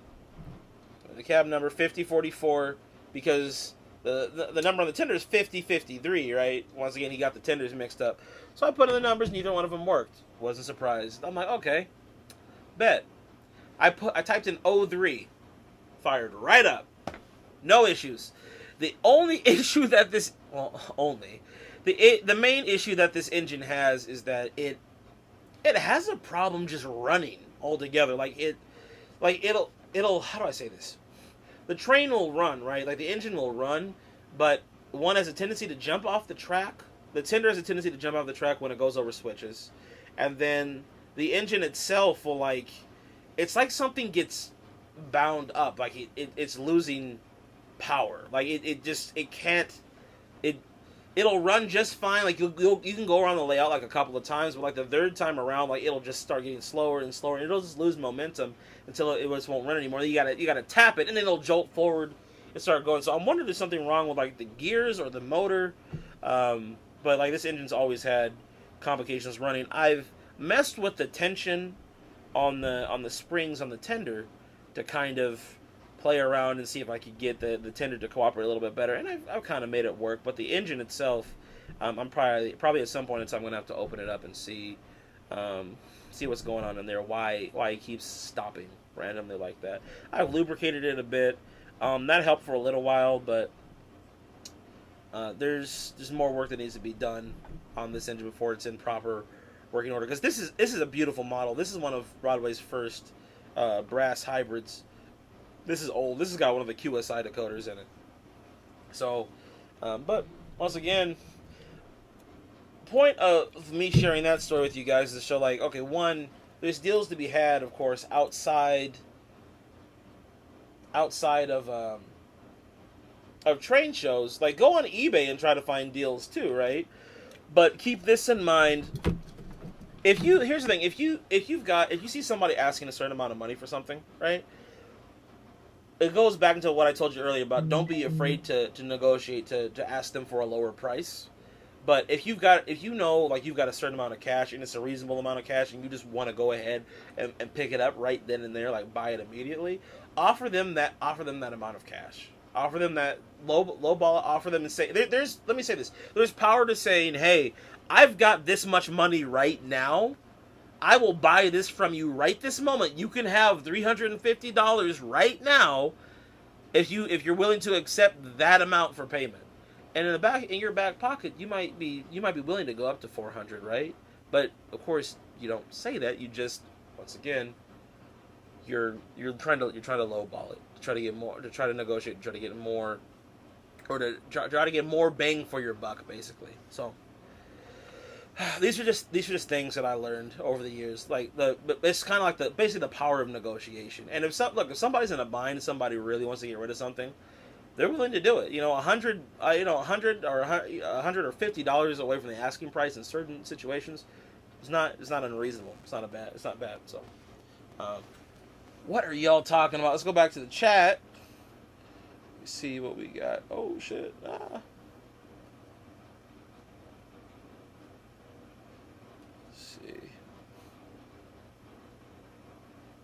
Let me see.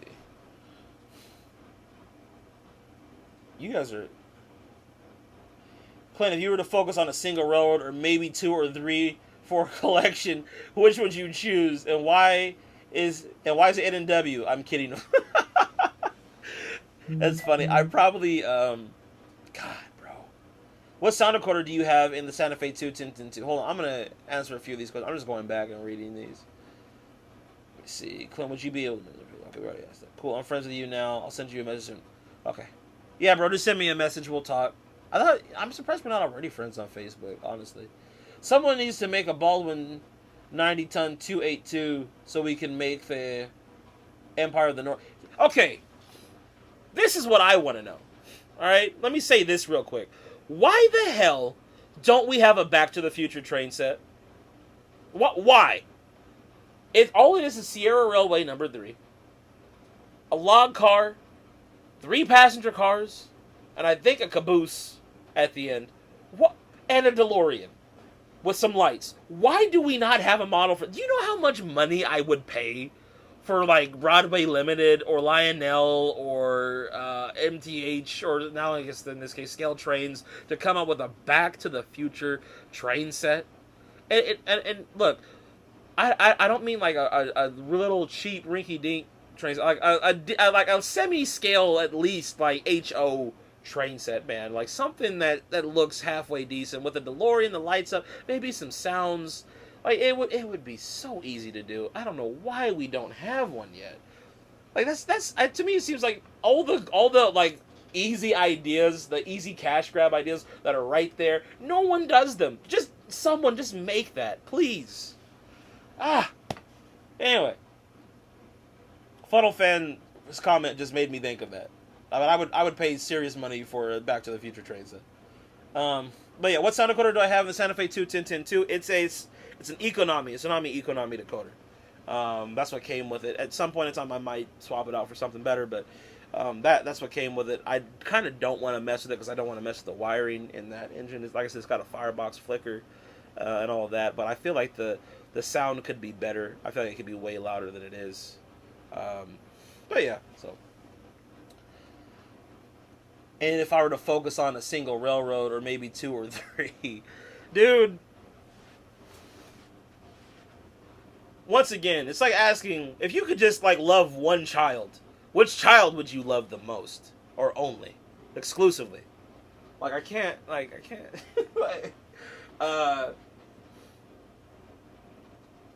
Okay. If it had to be a single railroad, probably Union Pacific, because they've got a lot of badass shit. Okay. If I had to pick 2 or 3, UP, Santa Fe, New York Central. Okay. Now. Well, goddamn, but then that leaves out Southern Pacific. See, I can't. I don't know, like. Because I will say this. New York Central and the Santa Fe for sure. For sure. And like I said, probably UP. Yeah, if someone put a gun to my head and said, you can only pick 3 railroads for the rest of your life, which one would they be? In order of importance, probably. Yeah, probably God damn. Okay, you know, I'm not going to say order of importance, but probably, like I said, Santa Fe, New York Central, Union Pacific. That would probably be my main 3. Because everything else, like, I'm kind of, I forget what someone called it. Someone wrote me a comment on one of my videos a long time ago and said, you're a such and such kind of modeler. You're a, I'm basically, for lack of a better term, this isn't the term that he used, but I'm kind of a variety modeler. So I don't really stick to one railroad. Like, I have my preferences for engines, but I kind of just buy whatever looks cool. I remember when I was younger, I could never understand why some people would, like, stick to only purchasing stuff from one railroad, but they do that because they spend less money. Because if you're willing to buy anything and everything, well, then you end up blowing exuberant amounts of cash on things that you don't even run for multiple years. So. But outside of those 3 railroads, the other ones that I have a huge love for would be the Norfolk and Western. Like, if there was outside of those, the 3 that seem to be the most obvious for me, which are New York Central, Santa Fe, UP, right? Outside of that, N&W I would probably really want to model. Like, I love, like, N&W Steam is very intriguing. Like, they had a lot of really cool stuff.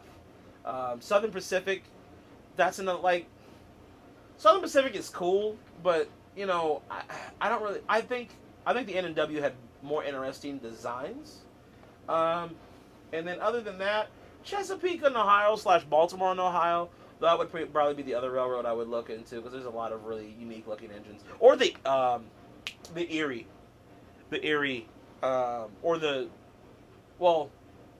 Reading. Like the Reading T. That's another engine I want to purchase, is the Reading T1. I really like the Reading T1. But anyway. So yeah. What else do we have in here? You know, if you could find one of those UP 410-2s that would look super nice next to that. The 410-2s. I gotta remember what one of those looks like. My Steam era models are mostly SP484, 280, 410-2, Cab Forward, etc. Yeah, I guess I do love the SP. Like, the Daylight is probably one of my favorite passenger trains. The Super Chief and the Daylight, probably my 2 favorite passenger trains of all time. But the Daylight's such a beautiful train. It's such a gorgeous train. Or get an SP1 like a normal person. Funnel fan, a man of culture. I like to think that millennials and younger would be more susceptible to being model locomotive collectors instead of being model railroaders. Owning a home, let along with a train room, is pricey. Yeah,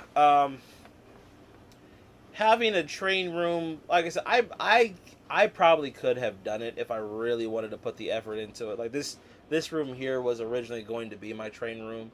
This is where I've shot most of my videos from over the course of my channel. Like, this is where the channel started, was in this room, right?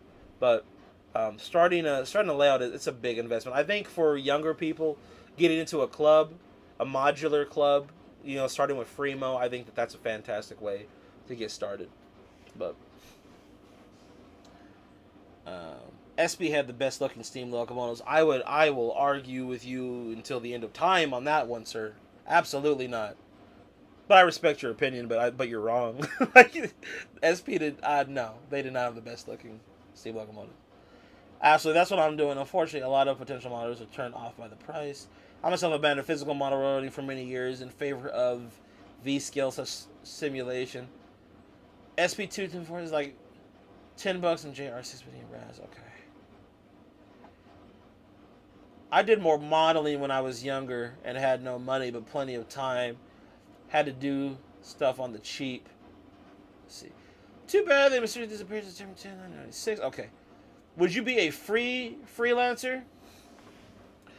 Yeah, if I were to do a model railroad, it would absolutely be freelance. Because there's different scenes and different types of terrain that are intriguing to me from all sorts of different areas from around the country. Like I love like when you look at the N&W, right? Like the long lines of coal trains that they would pull through the mountains, and you've got all those trees, especially in the fall time, like all those trees. It's just like a sea, of yellow, orange, and red, right? I just think that N&W railroading, like in terms of just the terrain, it just looks so good. But I also like the Santa Fe and more of the arid desert like landscape as well, going from Texas to Southern California. I also like my area of the country, the inland Northwest. We've got some very pretty scenery around here, like going into the mountains, or to the Cascades, like the SP, and having like some snowy scenes. That's always nice. So if I've never talked about like what my dream layout would be, I'll probably save that for another video. But like my dream layout, I would have scenes from all over the country, potentially all over the world. So, yeah, the Union Pacific and New York Central Railroads are cool, but how about the mighty Mth Hhl Railway in Hawaii? Oh, bro, hands down, best forever. Why didn't I say that first? What else do you need to model? Emperor of the North is the best Hollywood train movie that was there. Yeah, we used to have movie night at our train club. We would watch Emperor of the North. I can't really see myself modeling anything other than N&W, maybe SP. Yeah. Like I said, look, I will say this: there's an advantage to sticking to one railroad. There really is. I think the reason why I kind of model the way I do is because, like I said, when I was younger, I used to watch a lot of I Love Toy Trains videos, and because O scale or O gauge is so limited in terms of like what products there are to purchase, people kind of have to be more freelance with what they do because they're so limited in the different types of trains that they can buy, outside of brass, of course. So most guys that you'll see, they'll have a good collection of everything in O scale. Like, look at Eric's trains, for example, right? Eric has a little bit of everything on his layout, and he's got a fantastic layout. So, yeah. Someone asked about the daylight earlier. We can talk about that for a moment. Actually, I don't think I'm going to take the daylight out of its case. I'll take this one out of its case because I've never had this one on the channel either. This is another engine. I'll talk about this one in a second. But to briefly mention the daylight was basically the first steam engine I ever had with sound. Mth Hhl Daylight. It's a fantastic model. It doesn't run that well now. I kind of abused mine when I was younger, but I still think it's a fantastic model. It's an engine I always wanted, and I'm half tempted to buy one of the new ones with the smoking whistles, but like I said, I might wait till Scale Trains comes out with theirs. So,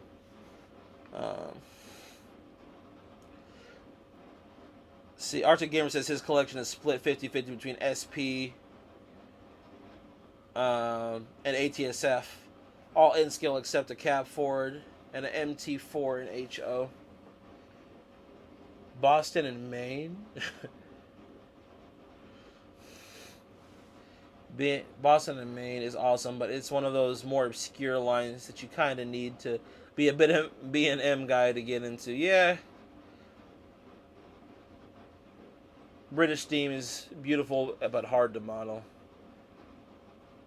Frisco would be another really good railroad to model. Yeah, I agree. Frisco and B&O have some, like, even in brass, like, they have some really cheap, well, I can't say about Frisco, but I know that B&O is, like, there's, like, really cheap models, really nice models in brass for not a whole lot of money, so. Anyway, this is going to be one of the last engines I show tonight. This one is going to be Another MTH. Let me see. How is this? I'm going to separate this one. This. So this is an MTH Mohawk. This is the tender. I'll go ahead and show that real quick. New York Central Mohawk. I always wanted one of these. These have been out of production for years. When I first got my Daylight, actually, I was debating between the Mohawk and the Daylight to purchase, and I went with the Daylight. And then the Mohawk went out of production and never went back into production. So I was always on the lookout for one. And I ended up finding one on eBay. I think I bought this for like $380.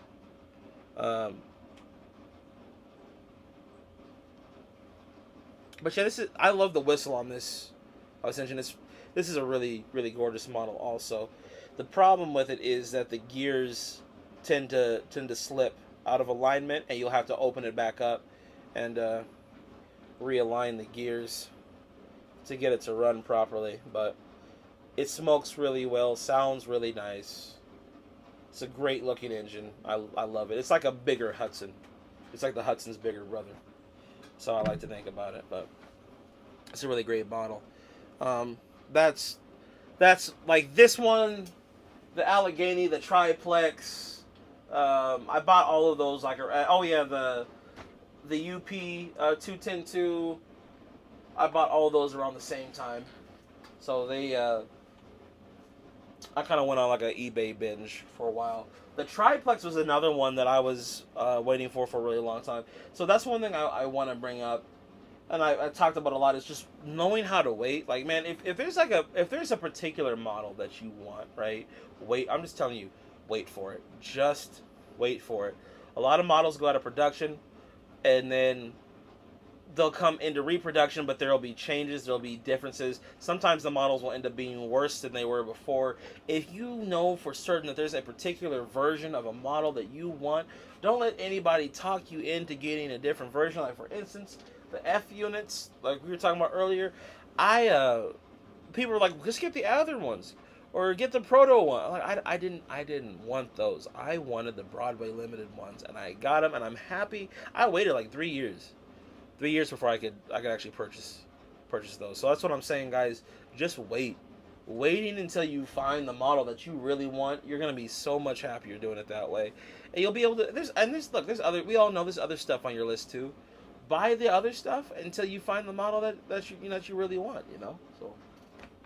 But yeah, I don't really have much to say about the Mohawk.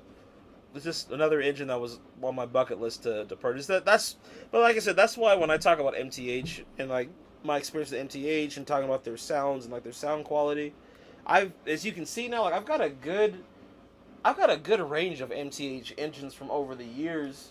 It's like I kind of view this collection in some ways as like a library, right? Like it's like a library of trains. You know, you can kind of go. There's so many different eras of just HO model railroad history. In this case, different phases of different models, right? Even the same model, but from different runs. And there's also a large variety. Like each one of these engines has sound in them, right? There's a huge spectrum of sound decoders here. This is basically just about every major. You got every major sound decoder that's been put on the market, with the exception of maybe like one or two, like the QSI Titan. Like I never had a QSI Titan, but you know, like I said, I'm very blessed to have so many models. So let me just glare. I gotta try to move that glare out the way for you guys. But more comments.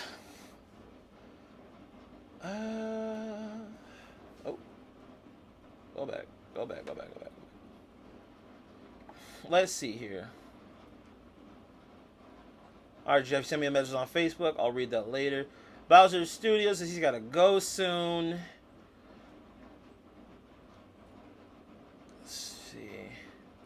The thing about older brass from the 1960s is you can buy a really nice handmade brass model for about $300.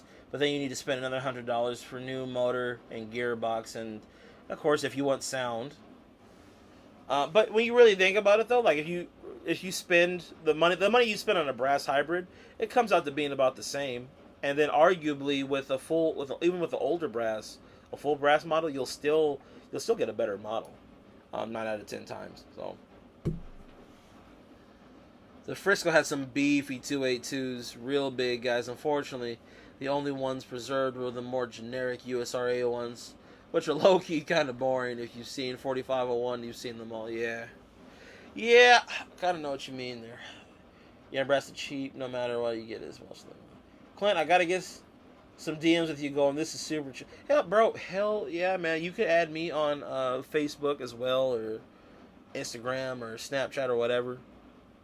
So you got my other YouTube channel. Like I said, that name, Clark Clint. You can find me on any social media platform under that name. So, Esteem King. This is like the only channel that I have where I kind of I have a different name from all my other content because I kind of like to keep this separate. So. I've had to send to old brass, but it takes quite a bit of work. Clint, I see my old Balboa SP280. I put TC as well. I have.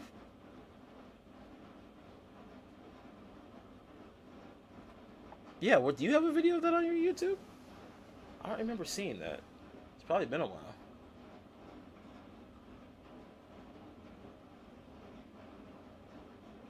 But yeah, Arctic Gamer, bro, you can add me on Facebook too. Jeff just added me on there, so I'm an open book, man. I love talking to my subscribers. So once again, building relationships with people, bro. It's all about building relationships. I will say this too, like one of the cool things about being young and having a YouTube channel, like that helped out the model railroad community in our town as well. Like people became members of our club because of my YouTube videos, you know. And they ended up becoming lifelong friends of mine as well. So you never know, like I said, what kind of people you'll meet, and you know the kind of people that'll help you out in your life later on, just because of the interactions or the decisions that you make to do certain things. So, Clint, I want you to do a video on your TCS decoders. LL, it would be cool. Yeah, I was supposed to do that a long time ago, man. I would be down. I would love to do a video on the TCS decoders. I wanted to do a long time ago. I wanted to do a video. Well, actually, this was originally what the Broadway Limited video was going to be, but the original Broadway Limited video was going to be about me kind of comparing like the history of sound decoders. Like the video was going to start off talking about that, right? Going over into the details of each sound decoder, what I liked about each decoder over the years as we progressed. And then I was eventually going to transition into what Broadway Limited could do to improve their sounds. And then I was going to go over each one of their decoders. But what I ended up doing, I just made it simple. We just talked about Broadway Limited decoders in that video. It just made it easy. So,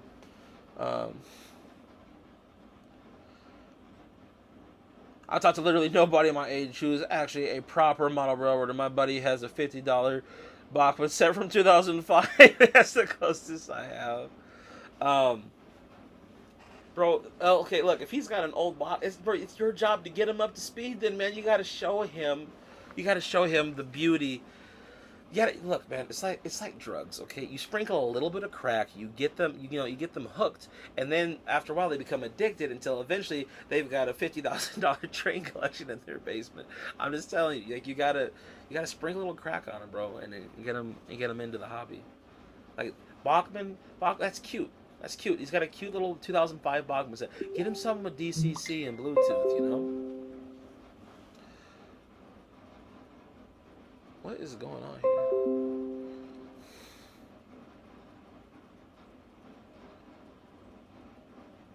Bro, why is everybody messaging me?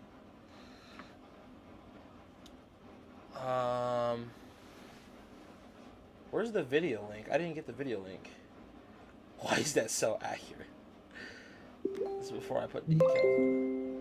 Oh shit, I'm still on Facebook on this. That's why I'm getting... Okay, and I'm still getting... Why am I still... Stop! Alright. I gotta mute this Facebook group because they're popping off right now and I can't do it. Y'all are interrupting my live stream, bro.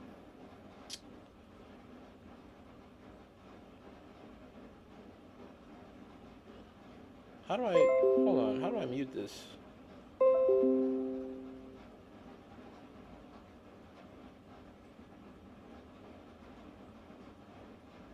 Sorry, y'all. I'm trying to... Oh, here we go.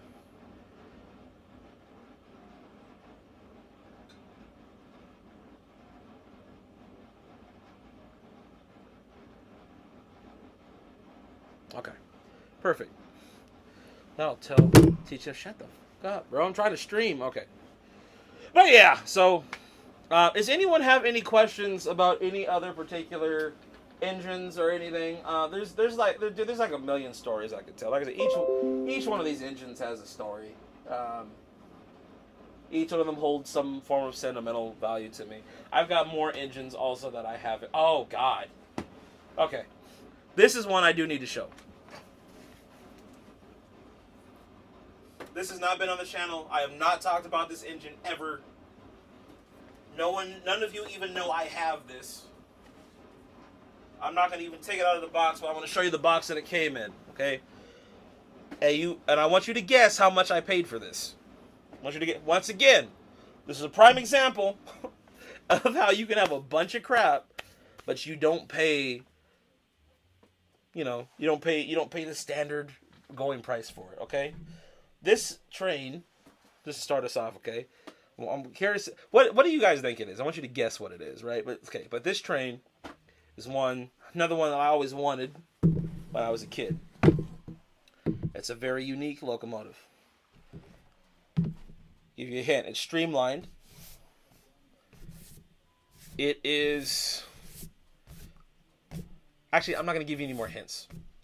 But I will say, like, I grew up watching, if anybody remembers the old documentary series on the History Channel called Trains Unlimited, I used to see clips of this engine all the time on Trains Unlimited. Old video footage of it, and I always loved the look of it. $501, one house. 700. Hold on. What's the story? The UP 4000s. What's the story there? It's a lifelike GP30. It's a lifelike GP35. So Arctic gives us $500. $7,000. Ben Franklin. $501. You're good, Clint. One house. Both your Jays and the Jordans. A Dreyfus Hudson. Can you tell me about the 700? Oh, the 700. Okay, we're gonna conclude the live. So I'm gonna say about this train. We'll talk about the 700, and then we'll wrap it up. Okay. But yes, I can tell you about the 700. There's actually a really good story. That's probably another really sentimental story about that engine. And I don't think I'm gonna take it down from the shelf, but it's very. So there's a really cool story behind the 700. So, anyway, this engine here that I'm going to show you. I have a video. I do have a video of it that I never produced from when I went to the last train show that we had before. Everything going on in the world right now. But this engine here. All right, let me just show you. Stop playing around. This is a Concours Zephyr. Full set. Okay? I got this at a show. Actually, this is one of the last train shows that I went ham on and spent a bunch of money. But I had forgot this set even existed. But this is from Concours. On eBay, these sets will go. Last time I checked, they go anywhere between $400 to $600 for a complete set. They're DCC ready. Mine, I ended up putting a decoder in, but not a sound decoder. I only put a standard DCC ready decoder in, or non-sound DCC decoder in. It was really easy, just an 8-pin decoder. You just plug it right in. But yeah, funny story behind this. So me and my homie Ryan, he's my little brother at the train club. We were going around. Just once again, we were just blowing racks, spending stupid amounts of money for no reason, and we were just walking around. And we came to this one table that they just let me show you this real quick. Let me go back over here. A lot of y'all weren't here when I showed this. So you see this? You see my room right here? Okay. See all these boxes, right? They had like boxes stacked like that at the show, right? There's just hella boxes just stacked, just stacked, right? And me and Ryan, we're going through everything. We're looking through everything. He finds himself a GG1, a Santa Fe Blue Goose. So he's grabbing that stuff. And I'm going and I'm grabbing. I grabbed this box. I'm like, Concord. I'm like, I've heard of this. Is this DC? I'm like, is this DCC? So I asked them. They couldn't remember. I went and looked it up online. I'm like, okay, it's DCC ready. So I have to buy a decoder for it. I'm like, how much do you guys want for that? Right?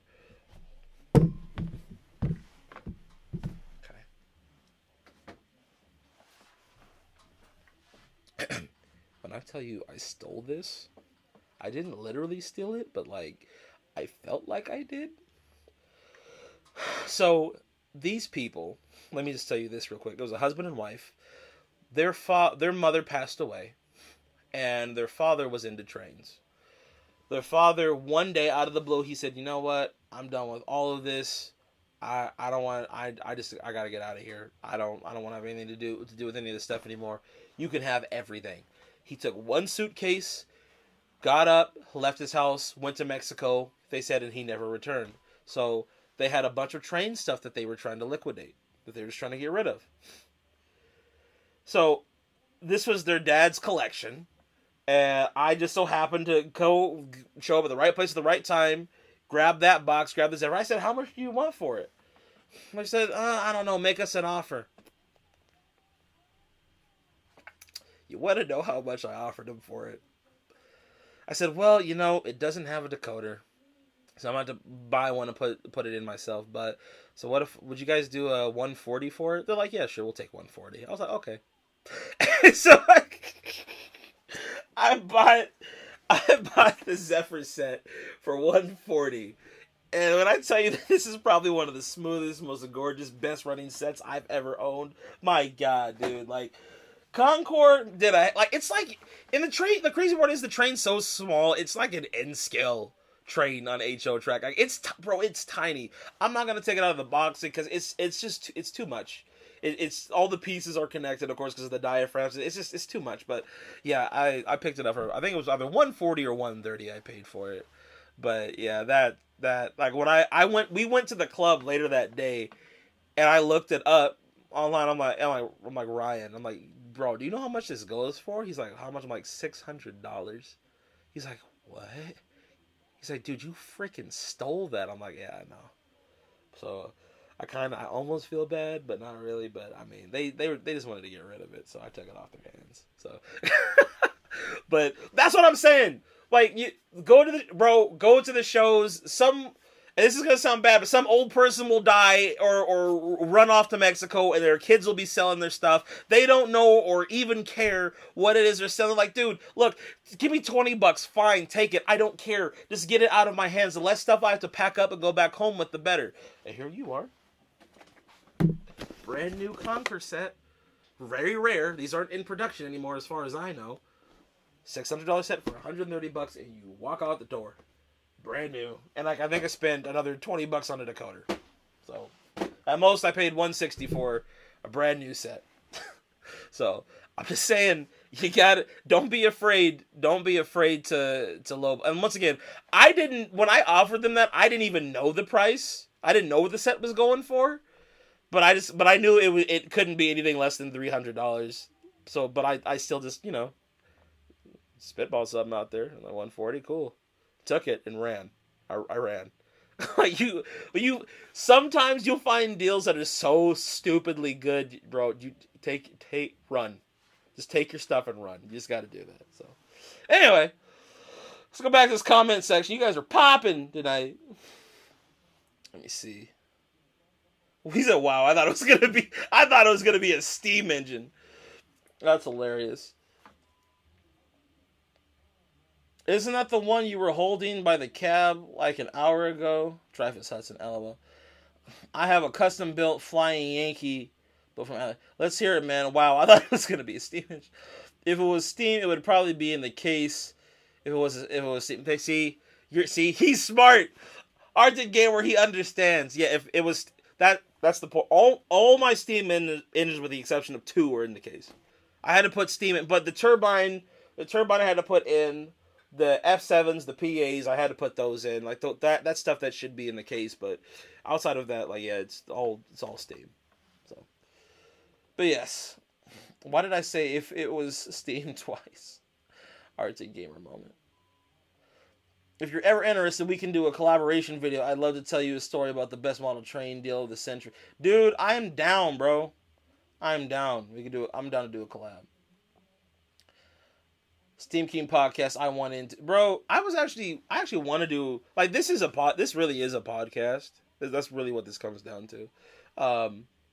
But I want to do like a more formal podcast. My bro Adam and I were talking about that because he brings his knowledge in from brass. I'm bringing in my knowledge of just generic, random train related things, mostly sound decoders. You know, and then I wouldn't mind having a few other people, and I want to have bigger guests on too. Like I wouldn't mind having Eric's Trains or JL WI 2000 on. You know, at some point, I think that'd be kind of neat. So.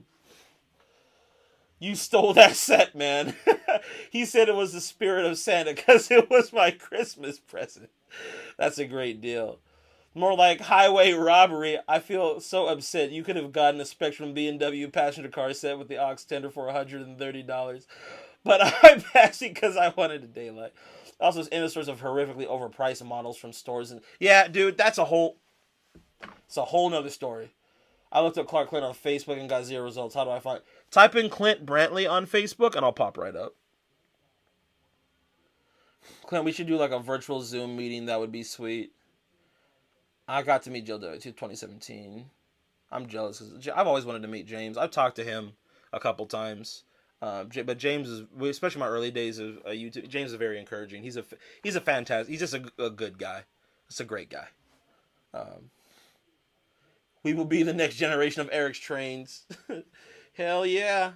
Nothing beats eBay for overpriced crap. So, let me, I can talk about that for a minute too, about like paying too much. My parents, I'm going to say this, right? And this is not, once again, not a thing to flex on, but this is just kind of how things happen. But I've been negotiating train prices since I was 2 years old. Like my mom would take me to the train shows, and she'd have me walk up to the table and like negotiate the price on like N-scale trains. Like that's what I started doing when I was 2. Like one lady ended up giving me a Pennsylvania E8 for free once because I was just so adorable, I guess. And I still have it somewhere. But like I've been negotiating, like doing train stuff, like negotiating train prices at train shows for years. So that's why I have a lot of confidence doing it, because my parents, they kind of taught me how to do it, you know. Like I would go to my mom to her business conferences. My grandfather, he had his own business. I would go with him and see him talk to people, and I just kind of learned at an early age how to negotiate. So that's kind of why I operate the way that I do when it comes to negotiating, or have the attitude that I do when it comes to negotiating, because I learned a lot of techniques I learned from them, and then some stuff I learned on my own, of course, as well, just doing it so much. But here's the thing, you've got to know when something is too much. Like for instance, I'll go to the train show and I'll see a Paragon or a Paragon 2 Reading T1 someone trying to sell for $220, right? I'll ask them, hey, Broadway Limited on their website is selling the newest version, which is Paragon 3 with smoke and sound, for like $260 for a refurbished model. Would you be willing to sell this for like $130 or $140? Because that's more reasonable for a price. No, it's got DCC and sound. Absolutely not. I will not go down on my price. Okay, and you leave them alone, and you won't go back and try to buy it from them, and you'll go to the train show a year later, 2 years later, 3 years later. Guess what? That train is still sitting there with the same price tag that it was when you asked them about it 3 years ago. I've seen it happen a million times. Here's the thing. At the train shows, the consumer has the majority of the power. The reason being is because there's a bunch of other people at that same show willing to sell the exact same product for a lot less money. Or you can even show them where you can go online and find it for less. And if they're not willing to negotiate or work with you, those are the tables I normally don't go back to. Because some people I will give a second chance, because sometimes you can catch somebody on a bad day. But if someone is like incredible, like I had one table I went to a long time ago. They were selling like an unlettered Pullman passenger car, or no, they were selling a Santa Fe, a lettered Santa Fe passenger car, Pullman, just a generic like green Pullman like troop train car for like $3. And I asked them, like, hey, would you be willing to take this for $1? And they're like, no.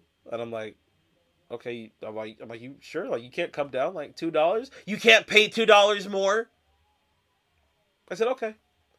And I walked off and I left him alone, and I never returned back there to buy anything. Because it's like, I'm the customer. Like, you don't, like, look, if you don't want to drop the price down, like, that's cool. But you don't have to be nasty or rude about it. So whatever. And you know what, to be fair, they ended up selling it for the $3 they asked for, but I'm not gonna pay that price for a beat up car. I basically could get for $2 or $1 somewhere else at somebody else's table. So forget that. But anyway. Kyle sent me a request on Facebook. Kyle, I'll make sure to add you. Clip, man, I really want to get the N&W passenger cars like now. I've got J Aux Center by BLI now. I just need the passenger cars. Doesn't MTH has a nice HL passenger set, don't they? For the J? Oh, never mind. I'll shoot you a message after the stream. Yeah. Yeah, anybody want to add me on Facebook, go for it, man. Make sure to shoot me a message. We can do, and like I said, I can have you guys on in future streams and we can talk trains. I think that'd be kind of neat. So, yeah, the MTH passenger cars are outstanding. So, anyway, but yeah, that's kind of my take, guys, overall on how to purchase and how to obtain like really high priced trains for not a lot of money. You just gotta have your eyes open, don't settle, be willing to negotiate, build relationships with people. Be kind to everybody. Just be kind to everybody. Even the ones that are rude, just be kind to them. Don't get into arguments or fights. Just walk off if they're being rude.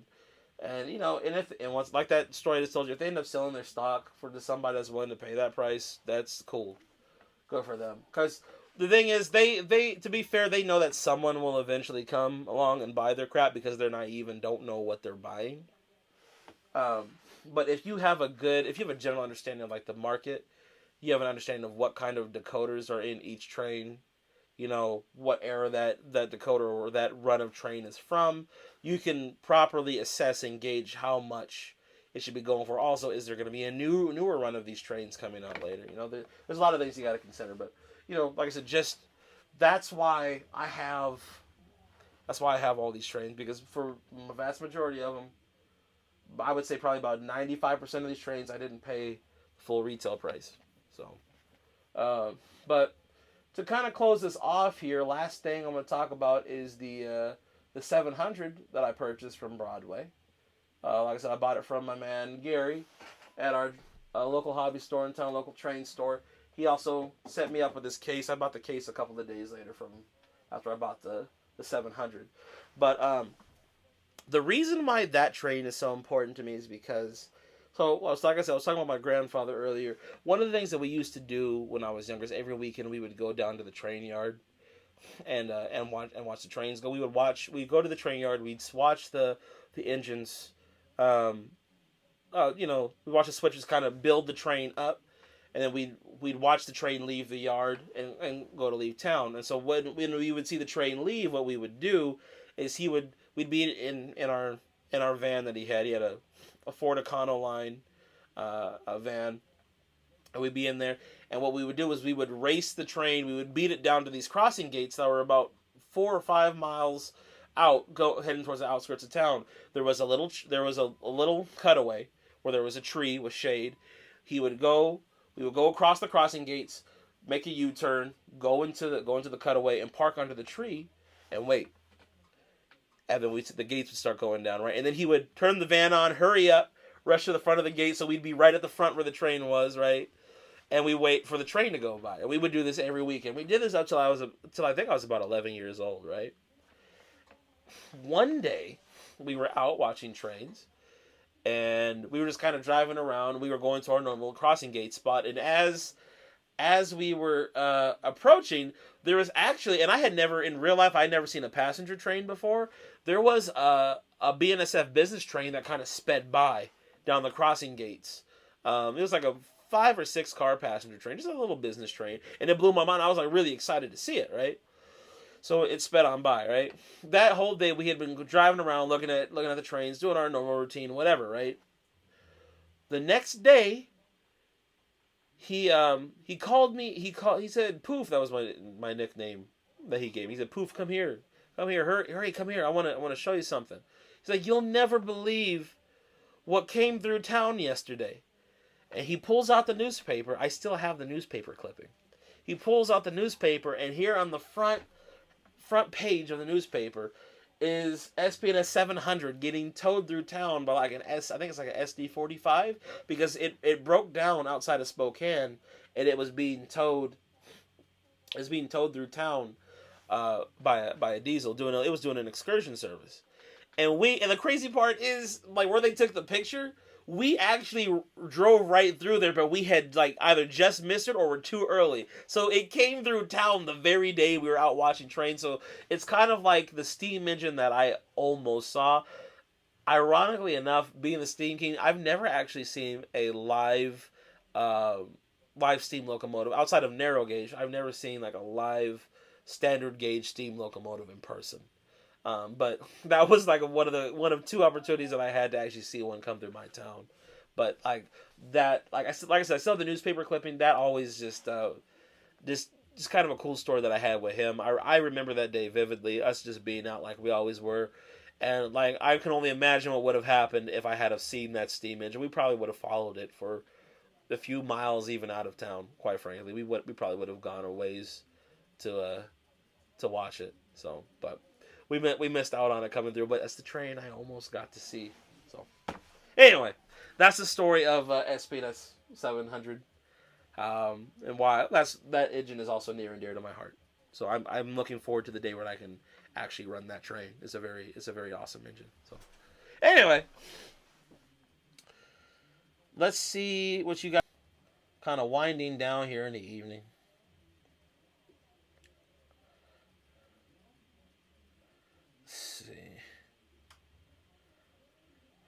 Man, I wanted to set whatever. Yeah, that MTH passenger set is really expensive, man. I usually give vendors 2 chances. Usually after the second time and they don't give in, I don't talk or go back to the table. Unless their wife is there. Dude, honestly, sometimes their wives can be real sticklers too. Like their wives, it can be very difficult to deal or talk to their wives about this, because they know that their husbands don't want to go down on any pricing. That's the way Jeff wants it. Whatever. Let me see here. I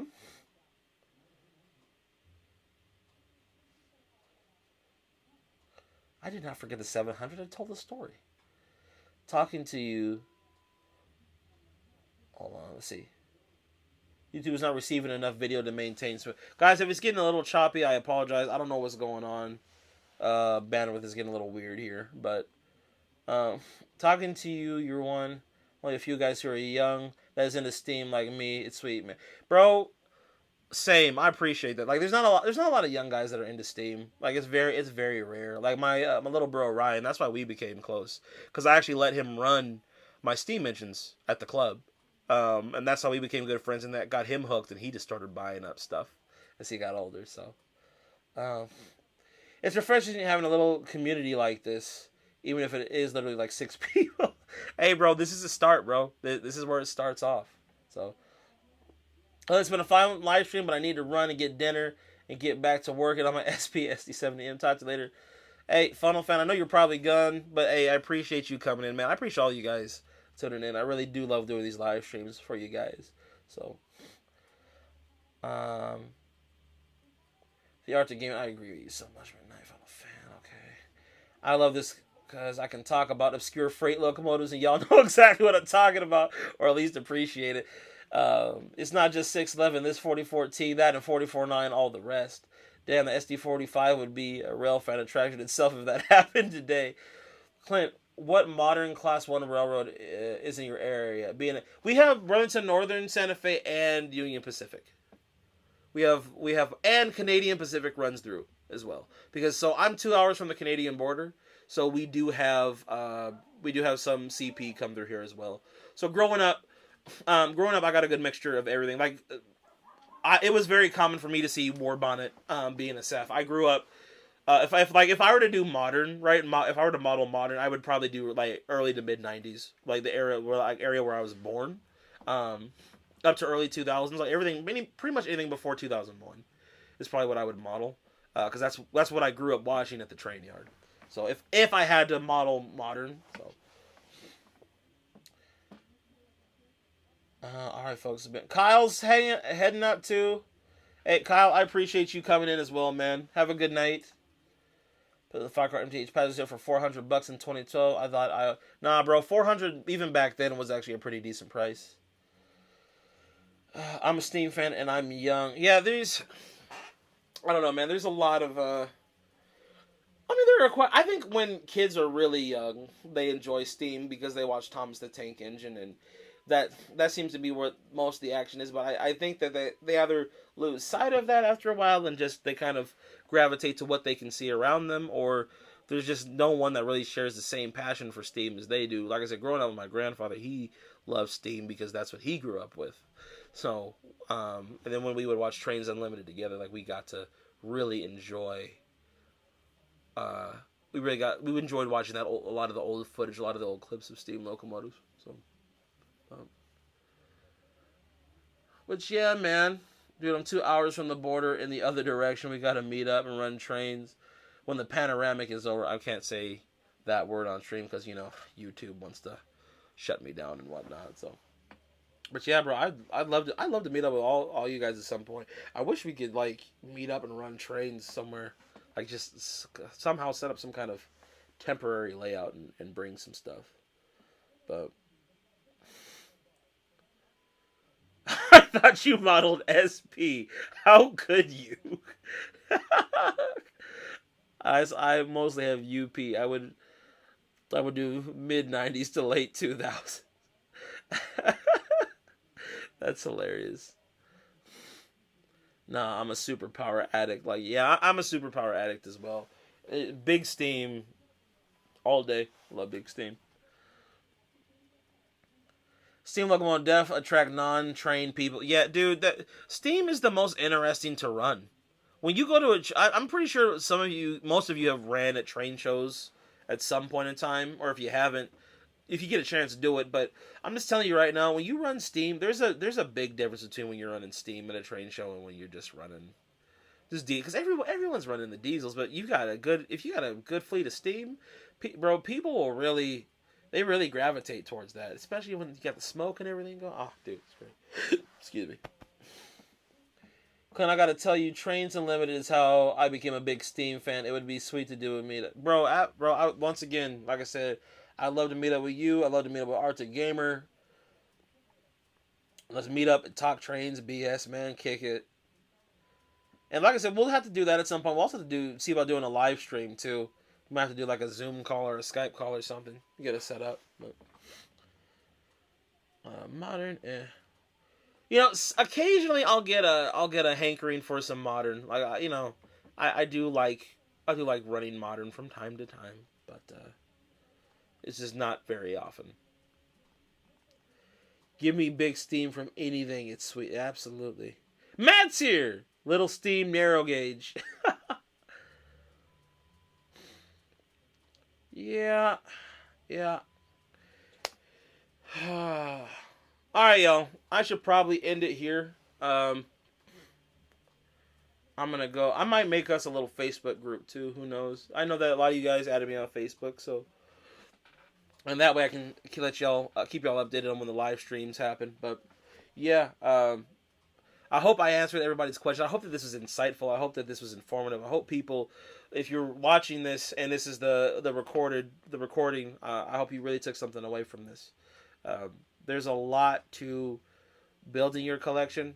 And remember, don't do it for the sake of boasting. Don't do it for bragging rights. God will take what He gave you away, man. You gotta maintain. And I hope that I was able to maintain some level of humility while explaining all this. I know that it definitely seemed like I'm bragging, because I get so excited about talking about this stuff. But really, like I said, I've just been in a very unique position. I don't think a lot of people say they've been. I've just been blessed to be able to buy so much stuff. So, like I said, this collection, and it's still growing. It's still growing. The thing that really kind of not scares me, but it makes me think, like, when I like for any engines that I buy from here on out, like where am I going to put them now? Like I'm gonna have to take something off of here and replace it. So I'm probably if I have to, I'll probably take this Berkshire off because I've already got a Berkshire up there. I'll probably take the Berkshire down. Honestly, so I should probably sell some of these.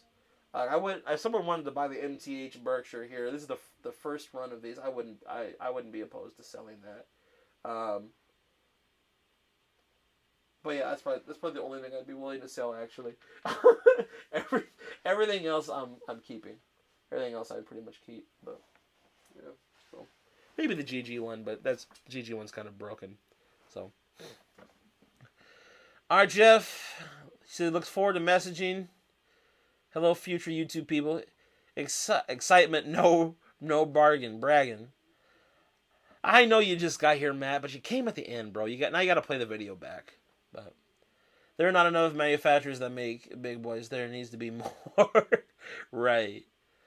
Oh man, I'm down for a Zoom call at some point. Yeah, like I said, I'll arrange something with you guys. Add me on Facebook. Message me. We'll talk.